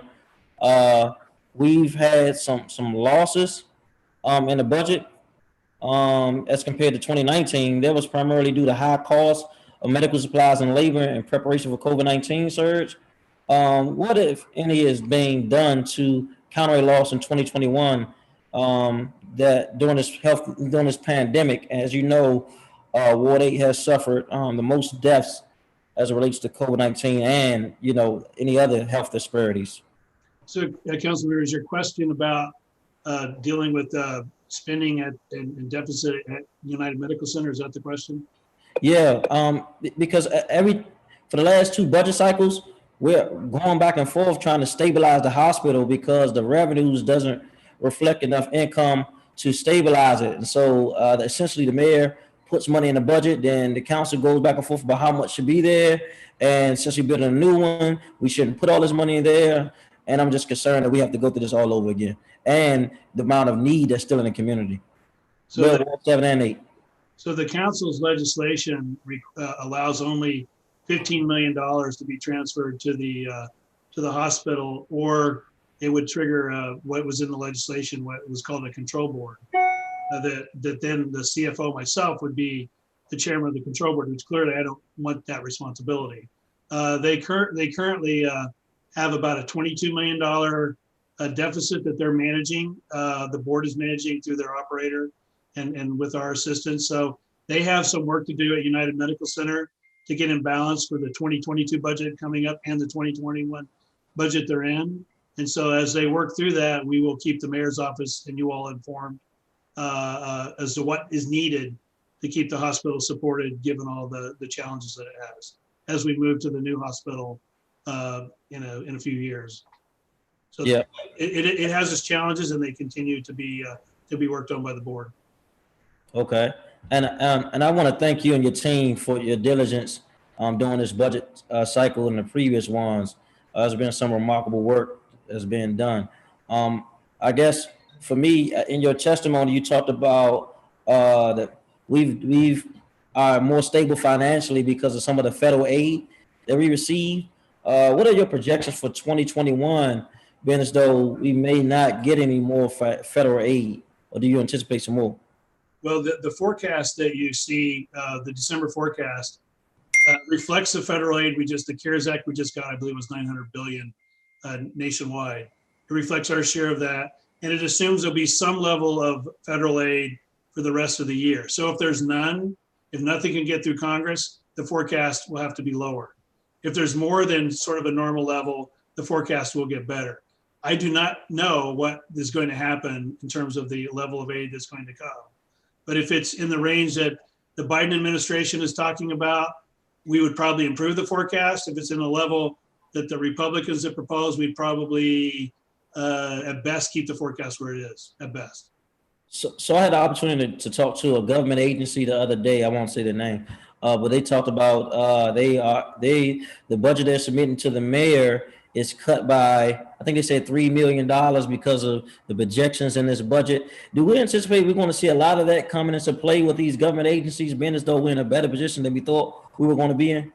Well, the process that Kevin and I and Jenny and my staff will be doing daily, hourly, late at night between now and March 31st is to answer that question. How do you take the results of 2020 and how do you take all the priorities and needs and get something balanced that reflects all that to hand to you all on the 31st to address? So that's something we're working on right now. And my staff has been talking to Jenny Reed many times a day as we work through those to answer your question. And I'll just quickly add, each budget cycle, really almost no matter what the revenue projection is, we always ask for, and every administration I've ever worked in has always asked for some level of reductions. It's not that they make the reductions, they want to be able to provide options. And so we recognize, my short answer, and I think I said I was surprised when Councilman McDuffie mentioned response, it does make the need for reductions a lot less because we have additional funds to be able to provide to 21 and 22. Some of the context that we've all talked about today is recognizing that there's a lot more need out there. We also have more demand on our system. So we will go through the process, even with the improved financial picture, of asking agencies for us to understand what options we have to be able to reduce spending, to free up money if the mayor chooses to recommend that to the council, to be able to spend on some of the areas where we have deep additional needs as a result of this, such as housing and employment and education. Thank you. Thank you, Deputy Mayor. I know that we received in Ward 8 our first TIF, tax increment financing for a project here in the ward, and we went through back and forth, but nonetheless, are we still in a good position to do more of that in the ward? And the second part is, because I know I got 2 minutes, are we anticipating using some of our good credit and or resources to help stabilize some of the smaller businesses who are struggling in these corridors in the city? Kevin, I think that would be you.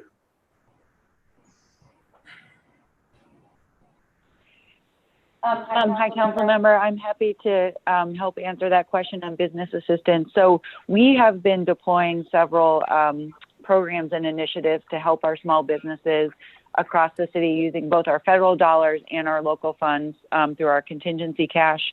One of the largest programs was the Bridge program that we announced late last year. That was $100 million and provided assistance to hotels, to restaurants, to entertainment venues, and the like. We've also done some smaller grant programs that are very targeted, such as our small business micro grant legacy funds program of about $29 million, our small business resiliency fund of $3 million, our legacy business supplemental micro grants of $3.5 million, and much more. So we continue to assess the need for our businesses. We know that they are struggling. We continue to look for ways to help provide them assistance with our funds, connect them to available federal dollars. And what we're doing right now is taking a very close look at the new federal package that was passed in December, as well as potentially a new package that might come later this year from President Biden and Congress, and how we can deploy even more of those resources to continue to help those who are struggling. Thank you. I did want to ask if you can send me those businesses who benefited, because I want to know where they are and who benefited during those times, because I still get calls from small businesses afraid that they're going to go out of business. I know Robert White, Kenny McDuffie, and I attended a business that's been struggling for quite some time, but it's more up and down that corridor. And I asked anybody, any comment on tips? I have a few seconds. Hey, go ahead, Jenny. Go ahead. I was just going to say, council member, we do publish businesses that get awarded the grants on coronavirus.dc.gov, just for the public's awareness, but we'll also send you a separate list as well. And that's in all these different categories, correct? Mm-hmm. All right. Yeah, that's correct. Thank you. Thank you. Thank you, Councilmember White. Councilmember Henderson for 10 minutes.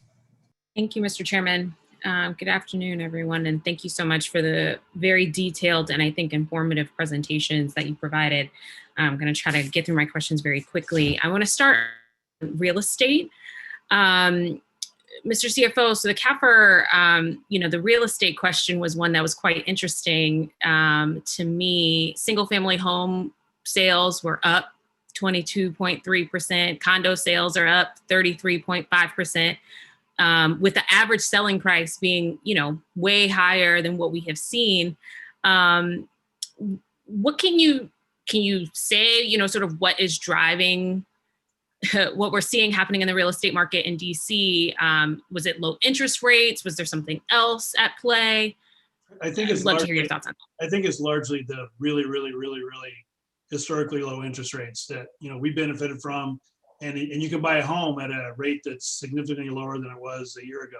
So I think those are driven largely by the interest rate drop that have made people where I can now finally afford to buy a home because I can afford the payment. I think that's the main driver on the residential side. On the commercial side, it's not quite such a pretty picture because there's difficulties of that. What is the building worth if no one goes and uses it. I mean, that's the, or less people come and use it is the challenge the commercial sector has. So is the commercial side, can we say that is really why our D tax revenue was down almost 20%, even though single family homes is up? Yep, Okay. that's exactly right. All Because those large sales are large amounts of D taxes. Okay, okay. That's In terms of the sales tax revenue projection, I know an earlier a council member talked about like the hospitality sector and how that's playing into the projection. I'm curious whether or not your office is also considering the idea of some of our, colleges and universities bringing back students full-time in the fall, how that could affect the projections in terms of sales tax revenue as well. Are you including that in your assumptions? actually, besides the hospitality industry being negatively impacted, universities are significantly negatively impacted because of the very thing you just discussed. The students aren't there.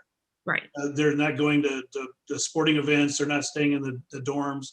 So yes, that is part of our COVID recovery analysis is restaurants opening up, hotels opening up, tourists coming back, and students coming back also will drive the recovery of our forecast. So we're assuming in the fall of this coming year that students can start coming back. If they can't, the forecast is too high. Okay. It's one element in that. So that's built in. Okay, great. So the CAFR noted that for DDOT, they face some budget constraints, right? You have parking tax revenue that's down, parking meter revenue, all of those different things.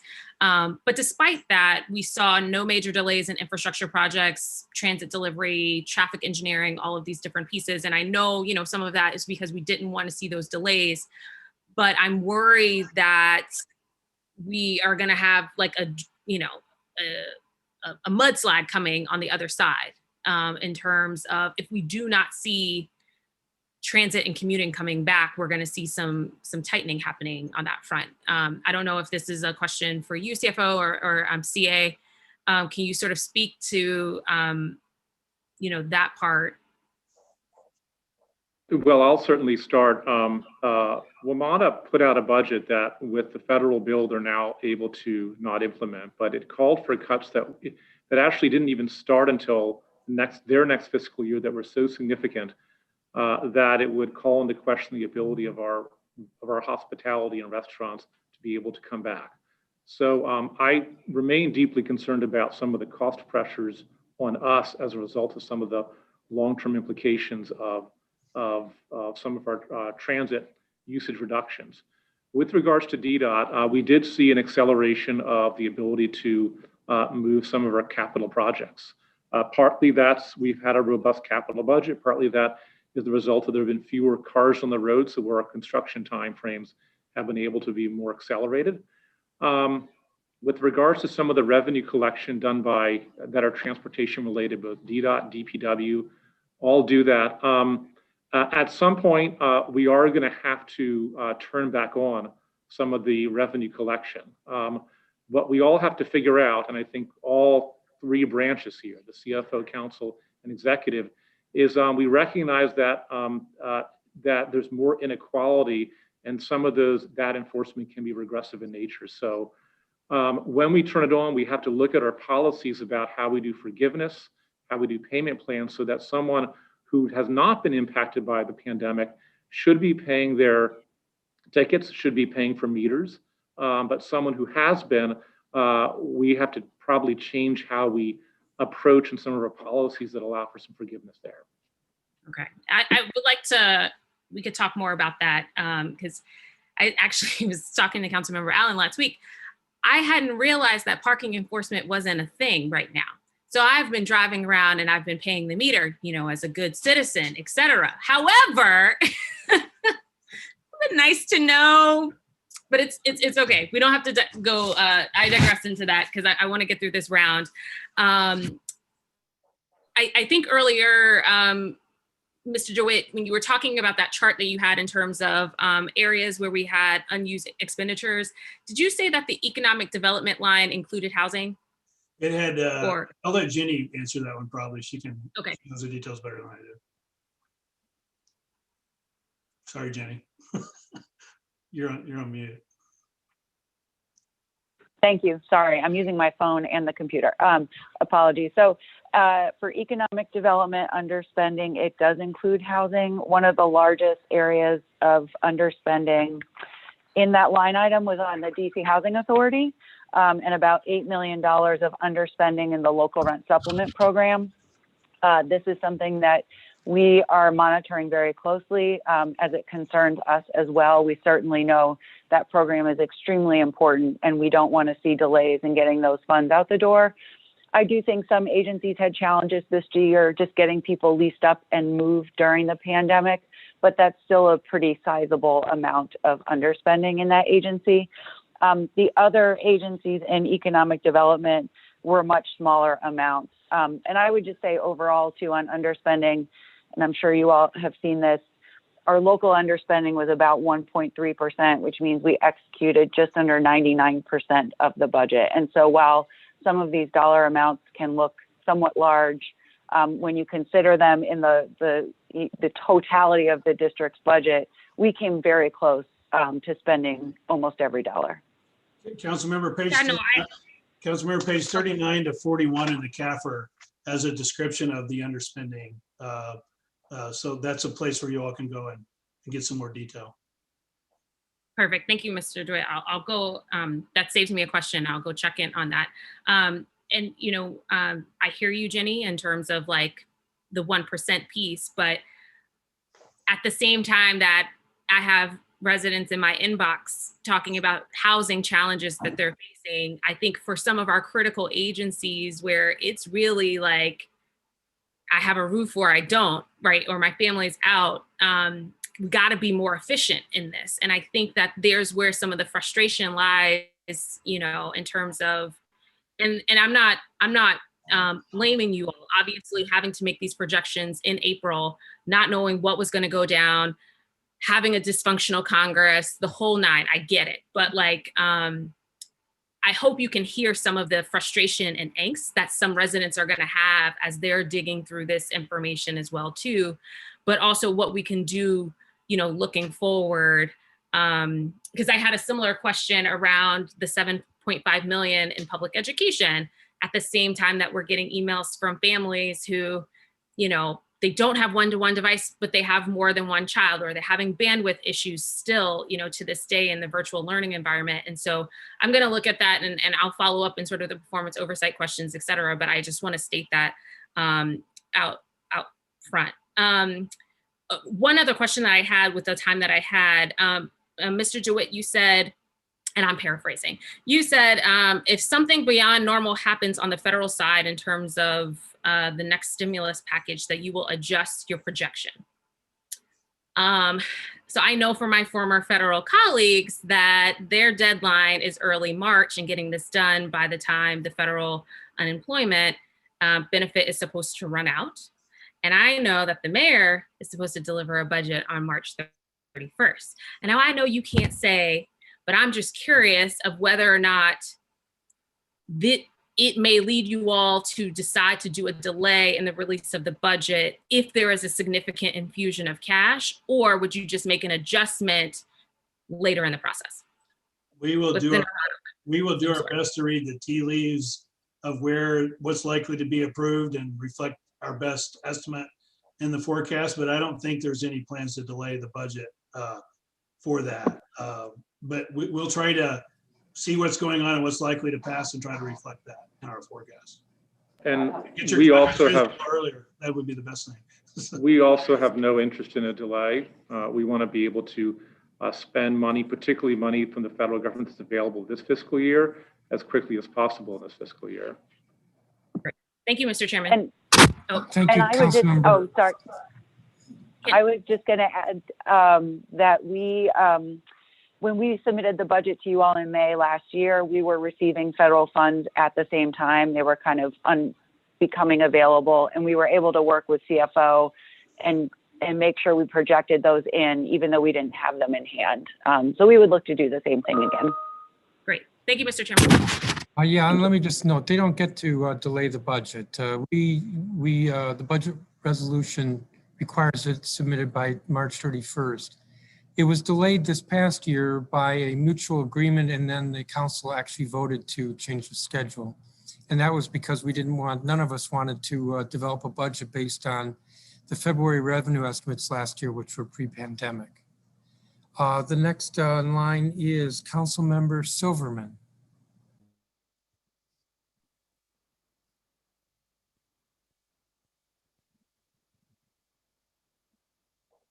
We can't hear you, Councilmember.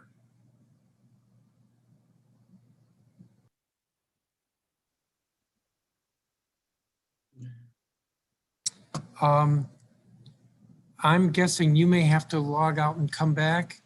So why don't I come back to you? Hear you now. I'm sorry, was that an April Fool's? Because this is February, this is Groundhog Day. Or the day after. Oh, I don't know what's wrong. I can hear you now. Oh, We can hear you okay. I now. didn't know. I'm not sure what happened there, Mr. Chairman. Maybe somebody was trying to go ahead of me. I don't know. So good afternoon to everyone. I want to start off reading the CAFR like our residents would. I think we're all government officials, and so we're very appreciative of all your efforts, Mr. CFO and Madam Budget Director and Mr. City Administrator. But I think it can't be overemphasized. I know you've heard this a lot, but what our residents and businesses, especially those who are in touch with me as labor chair, and who are struggling to collect unemployment, or their employees are struggling to collect unemployment, is that they are seeing this. They're seeing $526 million of surplus after we've filled all of our reserve funds, now being sent to the Housing Production Trust Fund and PayGo Capital instead of being spent on their very real needs. And let me use a chart, and I think this is also illustrated, Mr. City Administrator, in the graphic that you presented about the reserve funds. So I'm looking at your slide on slide 5 about the emergency reserve fund. Let me read to you, we continue to preserve the emergency reserve fund for any, quote, truly calamitous event that might occur. Now, perhaps I'm trying to get humorous effect here, Mr. City Administrator, Mr. CFO, but we were just, I was thinking, like, what truly calamitous event? Is this not considered a truly calamitous event? Or, do we think that there's a volcano that might erupt on Freedom Plaza? I mean, in all seriousness, we've seen a domestic terrorism event happen just like 3 weeks ago. So, we see this fund completely full. Our residents are struggling, and it doesn't make sense. So I know that you have said there's too much. I think I've interpreted, and it's my words, not yours, Mr. City Administrator, Madam Budget Director, Mr. CFO, but that people are focused on the reserve funds, and that's really not accurate, or you think that gives people false hope. But I mean, isn't this a truly calamitous event for our city? Council member, I will attempt to answer that, and then City Administrator may want to weigh in. The emergency fund and the contingency fund, emergency could be used in a declared emergency by the mayor. It could, but both the contingency and emergency have to be paid back in the next fiscal year, 50%. And so it's not a free Okay. lunch. You have to pay it back. So you can use it today, but you got to pay it back tomorrow. Can I stop you there, Mr. CFO? So are those congressionally mandated or locally? They're congressionally mandated. Okay, so we can't adjust the payback terms. We can on the other two funds, though. Those are local law. And the fiscal stability reserve is not paid back until the very end of the financial plan. Okay. So to give you the maximum amount of its use right now in the emergency and the pandemic, as you just mentioned. Okay. And if I could just add, the pandemic is calamitous, to use the phrase. It's a It's something that is at least once in a century. But it's also not over. If we had not gotten the federal aid that we, at the levels we did, we in all likely would have in fact had to tap into that reserve, the emergency reserve that you're referencing. And we may still have to. I'll give you one example of the type of thing that's not outside the realm of possibility, which is that we have an alternate care center that's warm. People aren't in it, people aren't working at the convention center. At 25% capacity, 25%, that will cost us more than $20 million per month. So we're not out of the woods with what we have now. And you're right that if the need arises, it's an appropriate use of that fund. And we may still have to do it if this pandemic gets worse. Council member, you have to tap the emergency. I just got a note from my general counsel. You have to tap the emergency or the contingency before you can go to the emergency. And it has federal restrictions of what it can be used for, like a hurricane. Okay. I think I've already evaporated half of my time. Well, let me just ask you this. What about using short-term borrowing? And I think there's been a bunch of questions about housing, why the housing market's going crazy. Well, it's because interest rates are so low. I know myself. And so short-term borrowing is very cheap right now, is it not, Mr. DeWitt? Like, so what I'm hearing from you is, well, we have these rules where we have to pay back, but we can also borrow money extremely cheaply right now. Which you have to pay back in the same year. So we are borrowing. We are using short-term borrowing. It's part of our portfolio. So we use short-term borrowing extensively on our capital program. But many of the short-term borrowing mechanisms you have, you can borrow them to get through a period of time, but they have to be paid back either this year or next year. So you can't, short-term borrowing means you pay it back. So it's not money you can use unless you budget to pay it back. So those cost the budget either this year or next year as well. They don't solve the problem. Okay. I think Councilmember Che asked this, but I was like toggling between things, but let me ask it again. So this is, if not, so this is going to be a full pandemic fiscal year, unlike our last fiscal year. Because as you said, Mr. CFO, like Labor Day is the earliest we probably see any start to recovery, given the vaccine distribution.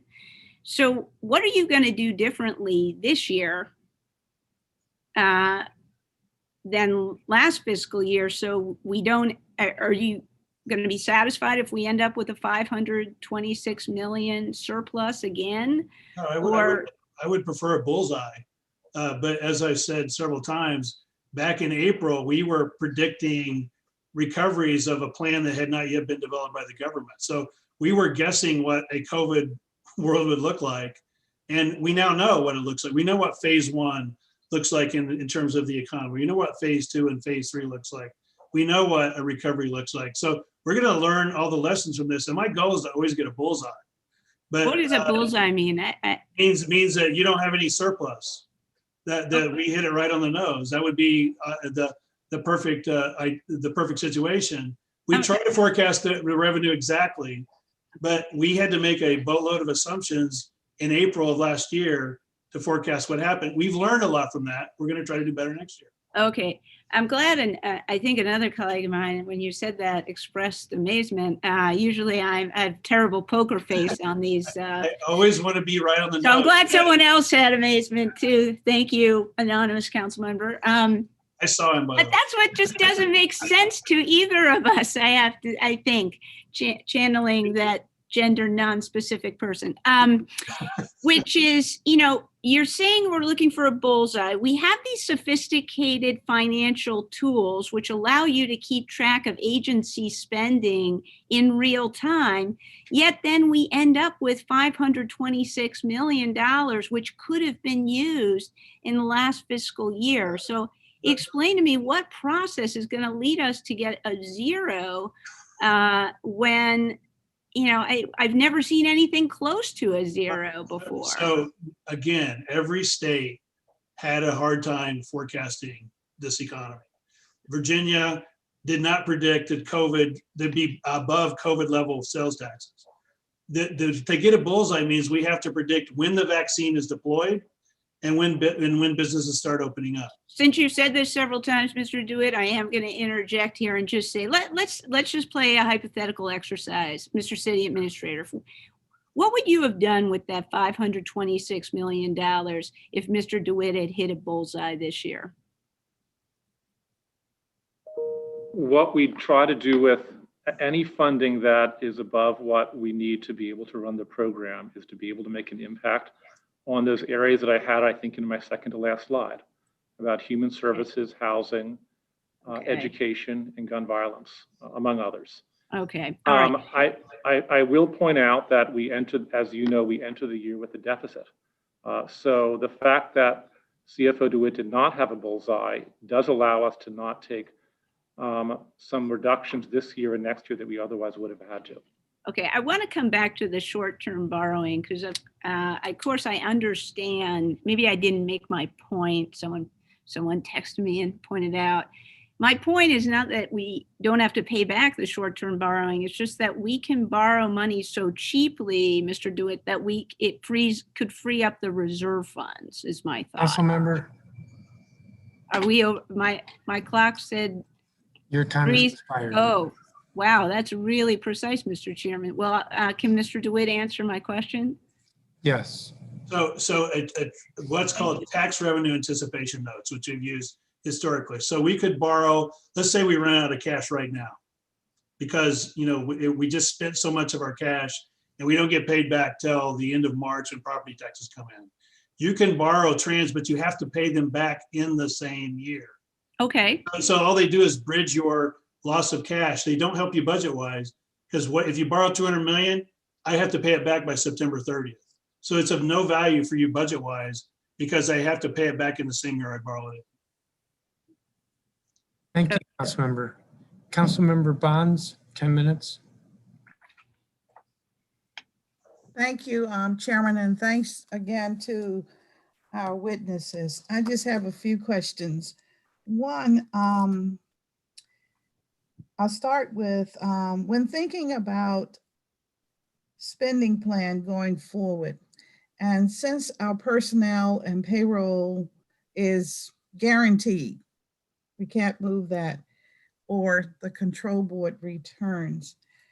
I want to know, looking at reliable places for expenditures of ongoing critical service needs, what can that amount to? Would it be about 6 billion or 12 billion? Or something in between? I'm sorry, Councilmember, I'm not sure I understand the question. What I'm trying to get to is, I think we're at a point where we're going to formulate a budget. And in formulating a budget, there are some ongoing service needs that we must retain. One has been identified, and that is that we must, keep the payroll or the control board returns. And so I'm asking, has thought been given to what are those services that we must keep, and what is the dollar value of those services? Because I know that each year we add, we embellish, a service. And so I'm trying to understand what would be that bucket that we know we have to take from the 15 billion. And whether or not an analysis is done through your shop, Mr. DeWitt, or Mr. Donahue, maybe at the city administrator's level. I'm sure Ms. Reed understands where I'm coming from. I mean, just a quick answer, and then I'll let, our payroll every 2 weeks is around 130 to 150 million dollars every 2 weeks. And we use our cash flow reserve to make those payments until receipts come in. So that's the amount we pay in payroll to our employees every 2 weeks, but I'll turn it over to Jenny or Kevin on the rest of it. We get, when we formulate the budget, we do get, and we work with the CFO on this, an estimate of what it would cost to continue core services or continue the service level of the agency into a new fiscal year. And that will include increases typically to contracts, for which are multi-year contracts, as well as personnel adjustments. Sometimes those amounts are above what the revenues are for the city, and we have to make cuts even to stay within that amount. So we call that sort of changes within sort of the existing year budget. There is, I mean, I'll read, and if I'm read a bit more into your question, there is often flexibility. We must meet payroll, but how many people we employ and what they do are things that we can change from budget to budget. Some things that we must by law do. We have either legal mandates or we have moral mandates to carry out certain services. But as policymakers, we do have more flexibility to do more than operate on some of the margins of agency budgets. If we want to have 100 people doing less of one activity and shift to doing something else in the budget process, we can make that decision. But in that fiscal year, we always have to be able to meet payroll and be able to pay our contracts. Council member, one of the exercises we go to by law is what's called a continuing service funding level analysis, where we tell the administration, if you continue to do what you're doing now next year, here's how much money you need. It sort of sets the, if you continue your current government level, here's the funding you need. It starts the basis on which they build on or subtract from. That is an exercise we go through with them every year. I appreciate your responses. I guess I was trying to get to some of the questions that I get customarily at budget time, and that is our government is doing so much, but what is it that we have to spend money on? And from there, we should decide what will be the new budget. In other words, yes, each year it goes up another $1 billion. And so how do we bring some control to this spending that we do? Because long-term residents in particular are concerned that they feel that they are constantly being taxed more to produce more, but they do not utilize more. So, you know, I just want you to understand the genesis of my question and trying to get to that and help them to understand how this modern government is operating. My next question is the dollar value of commercial or real estate taxes for office buildings. What is the expected reduction that we're going to see in these taxes? That's a great question. And that is the challenge of the forecast. We are expecting probably, and I'd probably want to get some feedback from my staff on this, but probably in 22, close to double-digit declines in property values in some areas. So here's the way property taxes are assessed. It's your net operating income divided by what you expect to return on investment on that. So if your income is down 20% and nothing else changes, the value is going to go down 20%. Right. But we also think the interest rate return expected is going to be less. So being close to double digit is not unexpected, is reasonably expected in some of the commercial areas of the city that are hit by the pandemic. And some may be more than that. Okay, I asked because in major portions of downtown, the retail is gone. I mean, it's just disappeared. And in some areas, I've heard that the vacancy is maybe over 100 small retail enterprises are no longer there. When you think about areas like Golden Triangle and what have you.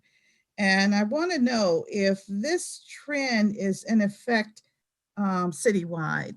Are you seeing that it's a large swatches of real estate that is used for commercial is being vacated? Well, you're seeing it, and obviously commercial properties that have retail and or restaurants that have went bankrupt, areas like that, clearly those are the most impacted. So the downtown area is going to get hit hard because of the restaurant side and some of the retail sides.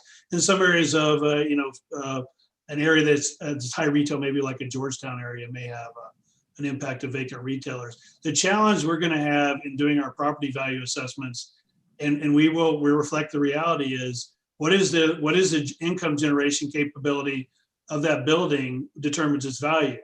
But it's not worthless just because no one's there. And so those are things that are be going through the property tax appeals of what is that property worth now and what's it worth post-COVID. And those are not going to be easy. We did that with the hotel industry, and we tried to work with them to be reasonable, and we'll do the same thing on the commercial side, because our goal is fair and full, and I do use the mean fair. We don't want to assess people if their property is not worth what it was before. We will try to reflect that, but that has an impact on your revenue side. Yes, I'm expecting that there will be some tax appeals coming through, and that's a part of our, committee. So I wanted to. The fairer we can be, the less likely you have appeals. We're going to try to be fair. We're going to try to look at the data and assess it based on the data. All right.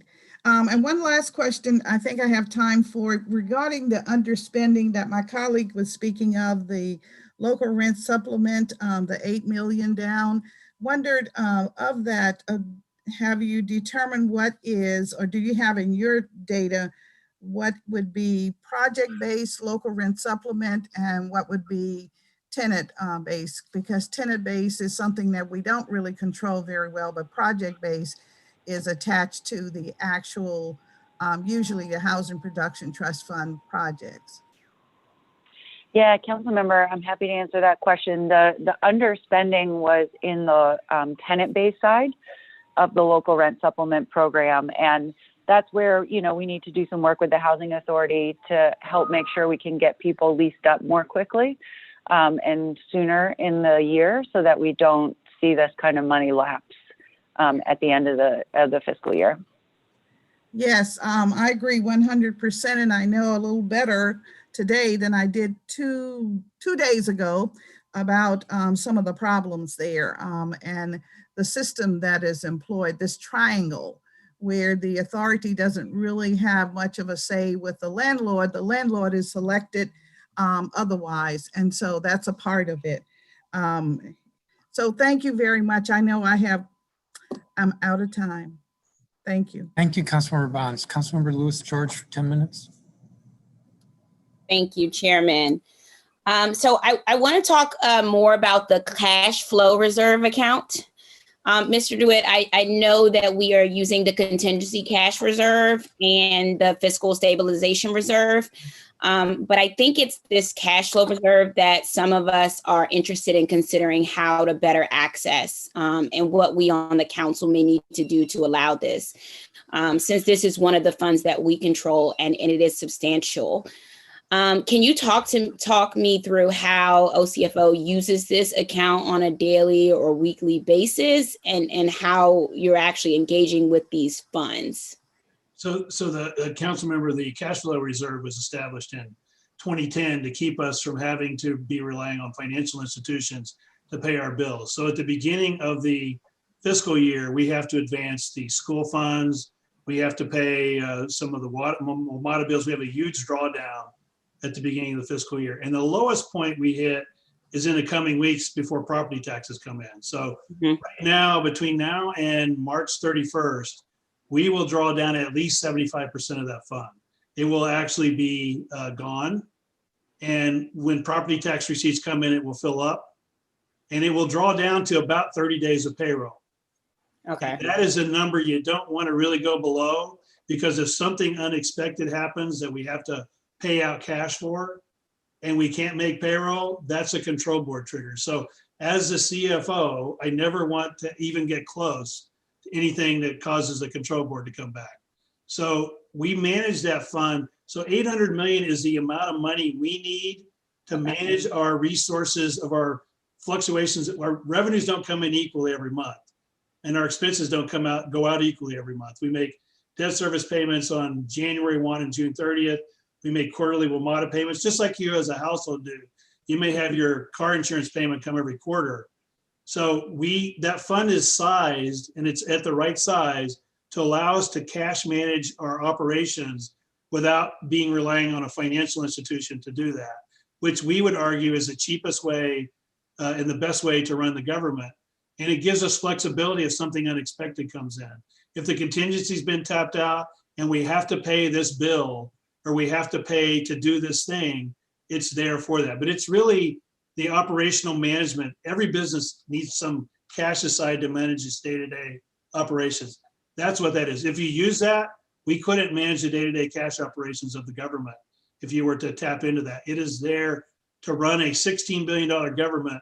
We have about $800 million in there that we need to do to make the payroll every 2 weeks, to pay the contracting bills that are due, to pay capital funding, et cetera. So it's not really there to use. We need that every year to run the government. Okay. So you mentioned we will draw down up to 75%. Do we ever spend beyond this, or is it typically 25% typically untouched? You don't. So if we had the fiscal, if you weren't using the fiscal stability reserve, which is a couple $100 million, if you weren't using that, but you are, that could be we have no safety valve anymore. You've decided to spend for a rainy day appropriately the fiscal stability reserve. So letting that fall below that $200 million number, from my perspective as the chief financial officer of the district, would be irresponsible, because it puts it at the risk that if something unexpected happened, we might miss a payroll. So we don't really want to go below that. We might need to someday, but you don't want to do that as a routine, particularly whenever the other reserve you've chosen, appropriately so, to spend and not pay back for 2 or 3 years. That's the only thing we have to protect us from anything beyond what we're expecting to happen. Okay, you don't want to live that way. You don't want to live that way. I hear you. So in a sense, are we considering this 25% a backup fiscal stabilization reserve? No, we're considering it what you need to do to manage uncertainties that occur in cash flows. If there's ever an uncertainty cash flow period, I would say it's until COVID's over. So, yeah. So, and it's my understanding that many cities and states, have tapped into a greater portion of their reserves during the Great Recession and have been able to protect their bond ratings.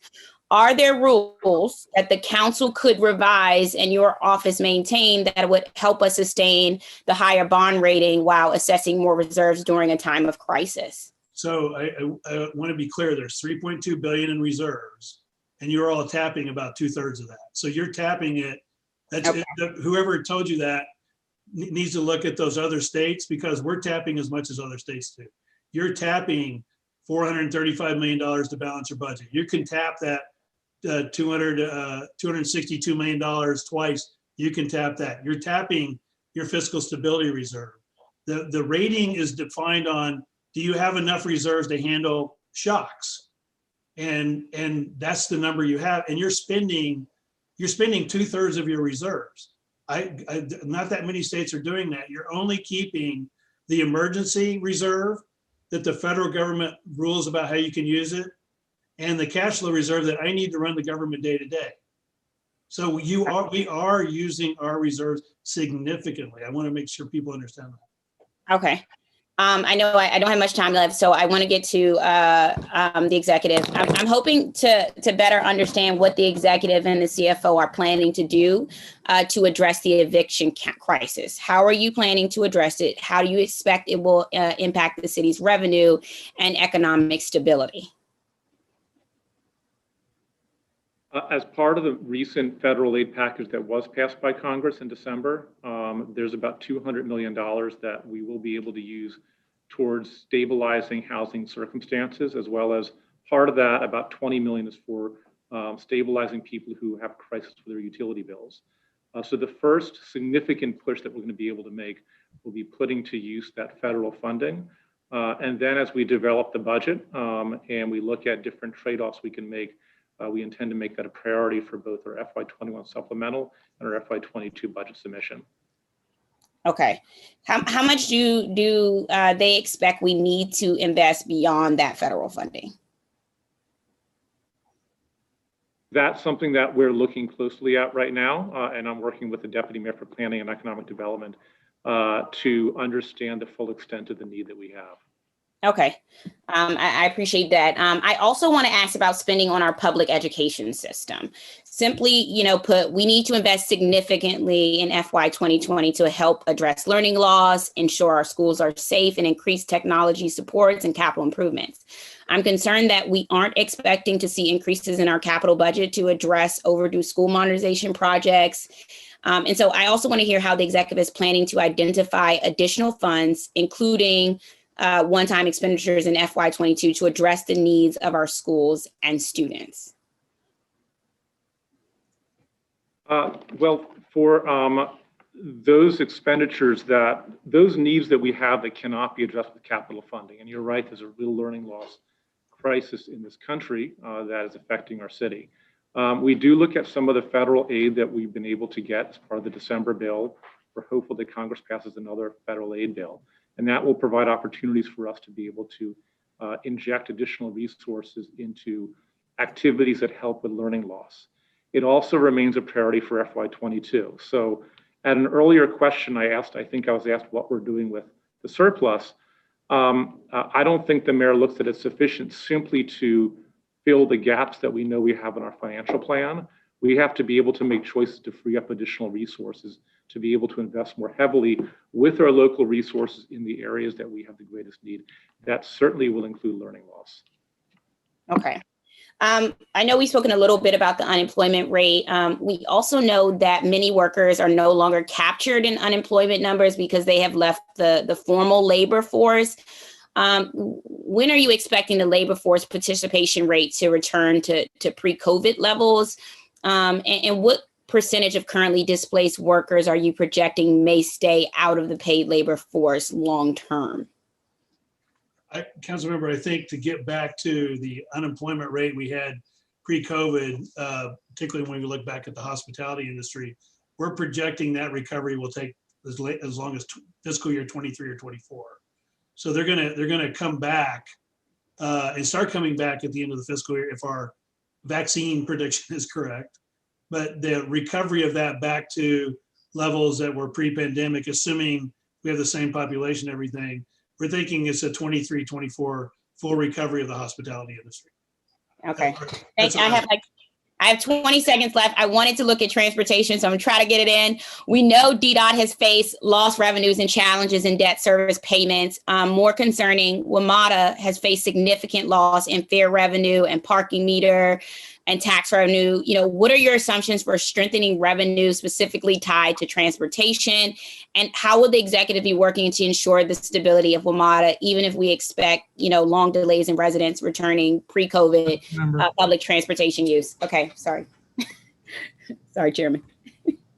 I'll be very quick. First, we have to continue to be advocates for our region because even when it's safe, if we don't have transit, our restaurants and retail will have a difficult time opening up and our economy coming back. Second, we have to recognize we're the seat of the federal government, and we also have to work with the federal government to continue to provide direct assistance. We don't know the long-term implications of transit on the pandemic and long-term telework patterns and how that will change after the pandemic. But we have to be very strong and treat this as a regional issue, not just something for the city to face by ourselves. Thank you. Thank you, Councilmember. Councilmember Allen. Mr. Chairman, and thanks again to Mr. DeWitt, Mr. Donahue, Jenny, everybody for your work on this. One of the things that, having sat through a lot of CAFR hearings, this has a tendency to be relatively clinical, talking about the numbers and running through the budget, and almost has kind of dispassionate feel sometimes when we're looking at this. But obviously, the numbers really matter. And I want to hone in, Mr. DeWitt, you saw my reaction earlier. Yeah, yes. Councilor Silverman didn't want to out me, but I'll out myself. I saw it. It was me with the reaction there. And what I'm concerned about is this. We are in an extraordinary moment, an extraordinary time from a budgeting perspective. And I hear you, and I acknowledge when you say, if we had known in April, I heard you say that several times. If we'd known in April, then we would have done X. But if the goal is to hit the bullseye, let's even take the pandemic out of it. When's the last time we hit the bullseye? When's the last time the CFO's projection hit the bullseye? You can go back a few years ago, and I think we missed it by, I don't remember the year. It was in, you're never, on a $16 billion number, if you're even 0.5% off, that's a big dollar number. But, so a bullseye would be, if you can get within plus or minus $50 million to $100 million. That's probably the best you're going to get, given all the, because you are forecasting the timing of each industry opening up in a pandemic. So post-pandemic, you're forecasting the economy. So we're being asked to sort of be Nostradamus and forecast the economy 18 months in the future. And so we do our best to do that. It's super hard, right? I totally acknowledge that. And you've had several curveballs thrown at you, if not dozens of curveballs thrown at you, right? So there was a question that got asked that I think actually is one we should focus on. And that is when we're in an emergency. So if it's hard enough sometimes to have that crystal ball, even without a pandemic and everything else going on to it. If it's hard enough then, and we do, that's why we do the quarterly estimates, right? We do those projections and estimates quarterly because we know things are going to twist and turn throughout the year. When we're in a public health emergency that's having this level of impact, what should we do differently then? Rather than doing quarterly, why would we not think about perhaps then doing monthly? We actually do. Federal relief coming, relatively unpredictable schedule, economic impacts. What should we be doing differently during a public health emergency then to help us? Because the $500 million surplus is, as I heard the city administrator say, there are human services that we could have paid for and efforts that people needed. There are residents who could have gotten relief that they needed. There are local businesses that could have gotten relief that they needed. What could we do differently? I mean, one of the challenges on the expense side is, and as Kevin mentioned earlier, you didn't know the federal government was going to change the formula at the end, and you had no time to spend the local money. There's nothing you can do about those types of events. On the revenue side, in some cases, you get a quarterly payment from a very wealthy individual, or a very wealthy person dies, and we get the D taxes, and those things happen. You're going to miss those. But we actually meet every 2 weeks. Every week we discuss where the revenues are in this pandemic, and I communicate that with Jenny on a regular basis of where we are. But there is, it is multiple parts of the economy. Forecasting how those all were impacted by COVID differently is difficult, but we do look at it on a continuous basis. So on the 20th of the month, every month, sales taxes come in. By the 25th, I'm meeting with ORA to see where they came in relative to the projection and communicating to the administration about, are we over or under? Every quarter we get income tax. As soon as those come in, we take a look at them. And if we're wrong, we try to go back and figure out what's going on to try to adjust it. Again, I don't doubt that you're looking at that in real time and that your team is evaluating that in real time. Perhaps we need to have a longer conversation around in what ways that real-time analysis is taking place in a way that helps inform decision-making from the legislative branch. Again, I have a lot of confidence in Ms. Reed. I have confidence that you're talking and updating and having those ongoing conversations. I don't think that that's getting through though to the other branches. All right, my time's going to keep running, so let me turn to a different topic. One of the things that we've worked on at the council is to really think about how we're evaluating equity in the work that we do here. So one of the questions I wanted to ask about is when we think about the way in which the CFO does this analysis within this CAFR. If this is an economic slowdown, we know it's disproportionately impacting our low and middle income households, particularly communities of color. How do you evaluate the steps taken so far to blunt those efforts? And what I mean by this is going beyond just the hard dollars and cents. Are there considerations that are built into your evaluations about what is the impact of the money spent? For example, is the continued ability of a family to buy groceries, pay rent, other purchases, do those get factored into the estimates? Or do we look at it as this is the revenue, this is the expenditure, and in what ways could we try to evaluate the value of the expenditure in a way that that captures a stronger equity lens, especially when we're talking about the pandemic and the economic recession that we're in? Well, what we do, and I'll use the payroll protection program as an example. When that money is given to that businesses and they choose to give it to do the payroll of those workers. We factor in what spending they may do, how that ripples through the economy, and look at that. But in terms of equity, is that more equitable to give it to a restaurant or to a high-end commercial building that's got non-COVID impacted tenants in that? No, we don't look at that. We look at where the money's going and how that ripples through the economy, because that's what our role is. If you're asking, do we look at equity? I'm not sure. We look at what that does to income levels. Right? There's equity in the ripple by the investments. When we talk about a human services investment of housing, food security, that ripples through the economy, and then it helps stabilize a family, helps stabilize a child. And there are ripple effects in that. We do look at that. How do you look at that then? I don't think I see. So whenever the additional unemployment revenue comes in, again, without the federal government, I'm fairly comfortable we would have hit 18% unemployment. And so when we were doing the recession planning, if you recall that we presented to you like in mid-February, and then it hit, we were projecting that if a recession hits, what's the additional burden on the human services sector in terms of cost and what things they're going to have to do. And if you can get money in the paycheck of that individual, you lessen the impact on your social services programs and sectors, and then so to the best degree as an economist that I have they try to factor in how that ripples through the economy in all directions as best you can.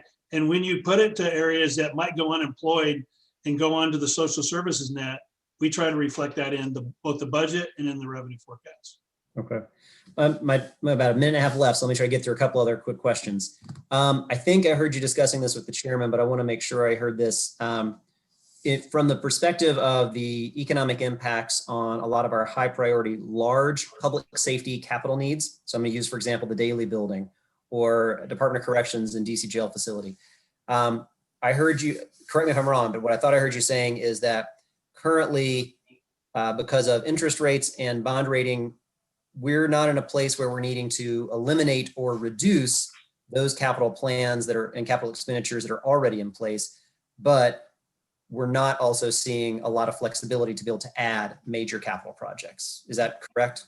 Councilmember, because our revenues have been lowered in the December estimate, that provides less ability there's less under the 12% limit, but because interest rates are a bit lower, it's kind of offset it. So at the moment, again, subject to review between now and March 31st, the capital program can probably stay about the same size as it was last year, but it can't likely get bigger unless our revenues go up in the February estimate.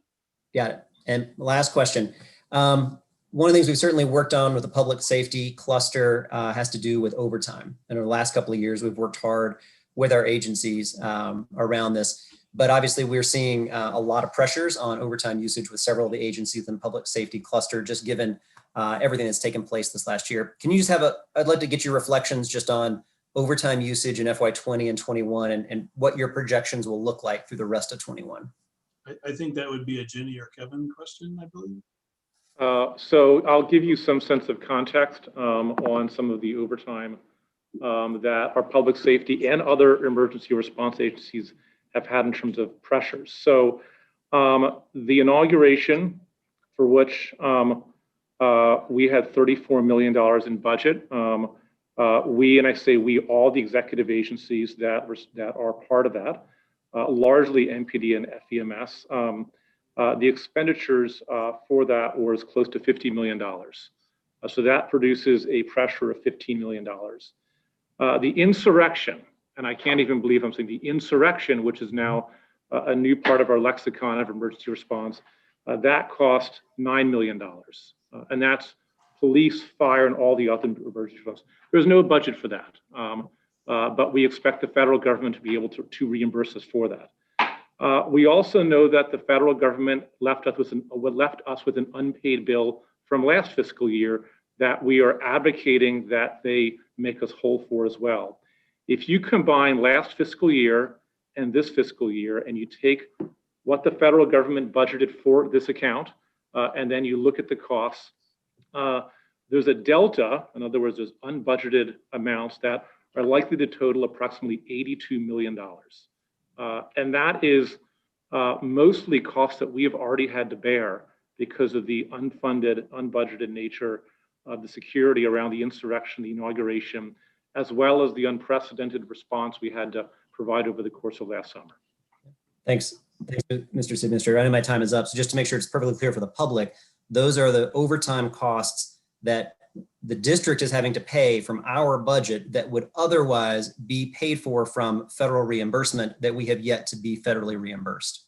Yes, and there's a long history of the federal government reimbursing us for exactly these types of activities. Last year was one of the first years in which we did not receive all the federal reimbursement. We are optimistic and we're advocating on the Hill because when the federal government leaves us with a bill, we have a financial obligation to be able to make sure our budget is balanced at the end of the year. And They shifted onto the DC taxpayers' back and it shouldn't be. I agree with you. All right, I know I'm way over time, so thank you very much. Thank you, Mr. Chair. Thank you, Councilmember Allen. All of the members who are present have asked questions. So that's going to conclude this hearing, which is about 4 hours after we started. I want to thank again the Inspector General, Daniel Lucas, the Chief Financial Officer, Jeff DeWitt, the City Administrator, Kevin Donahue, all of your teams for your work in putting together the comprehensive annual financial report. The record in this matter is open for 2 weeks. If anybody, including those who were watching but not testifying, want to submit comments for the record. And with that, I'm going to adjourn this hearing. The time is 5:36 p.m. and this hearing is adjourned.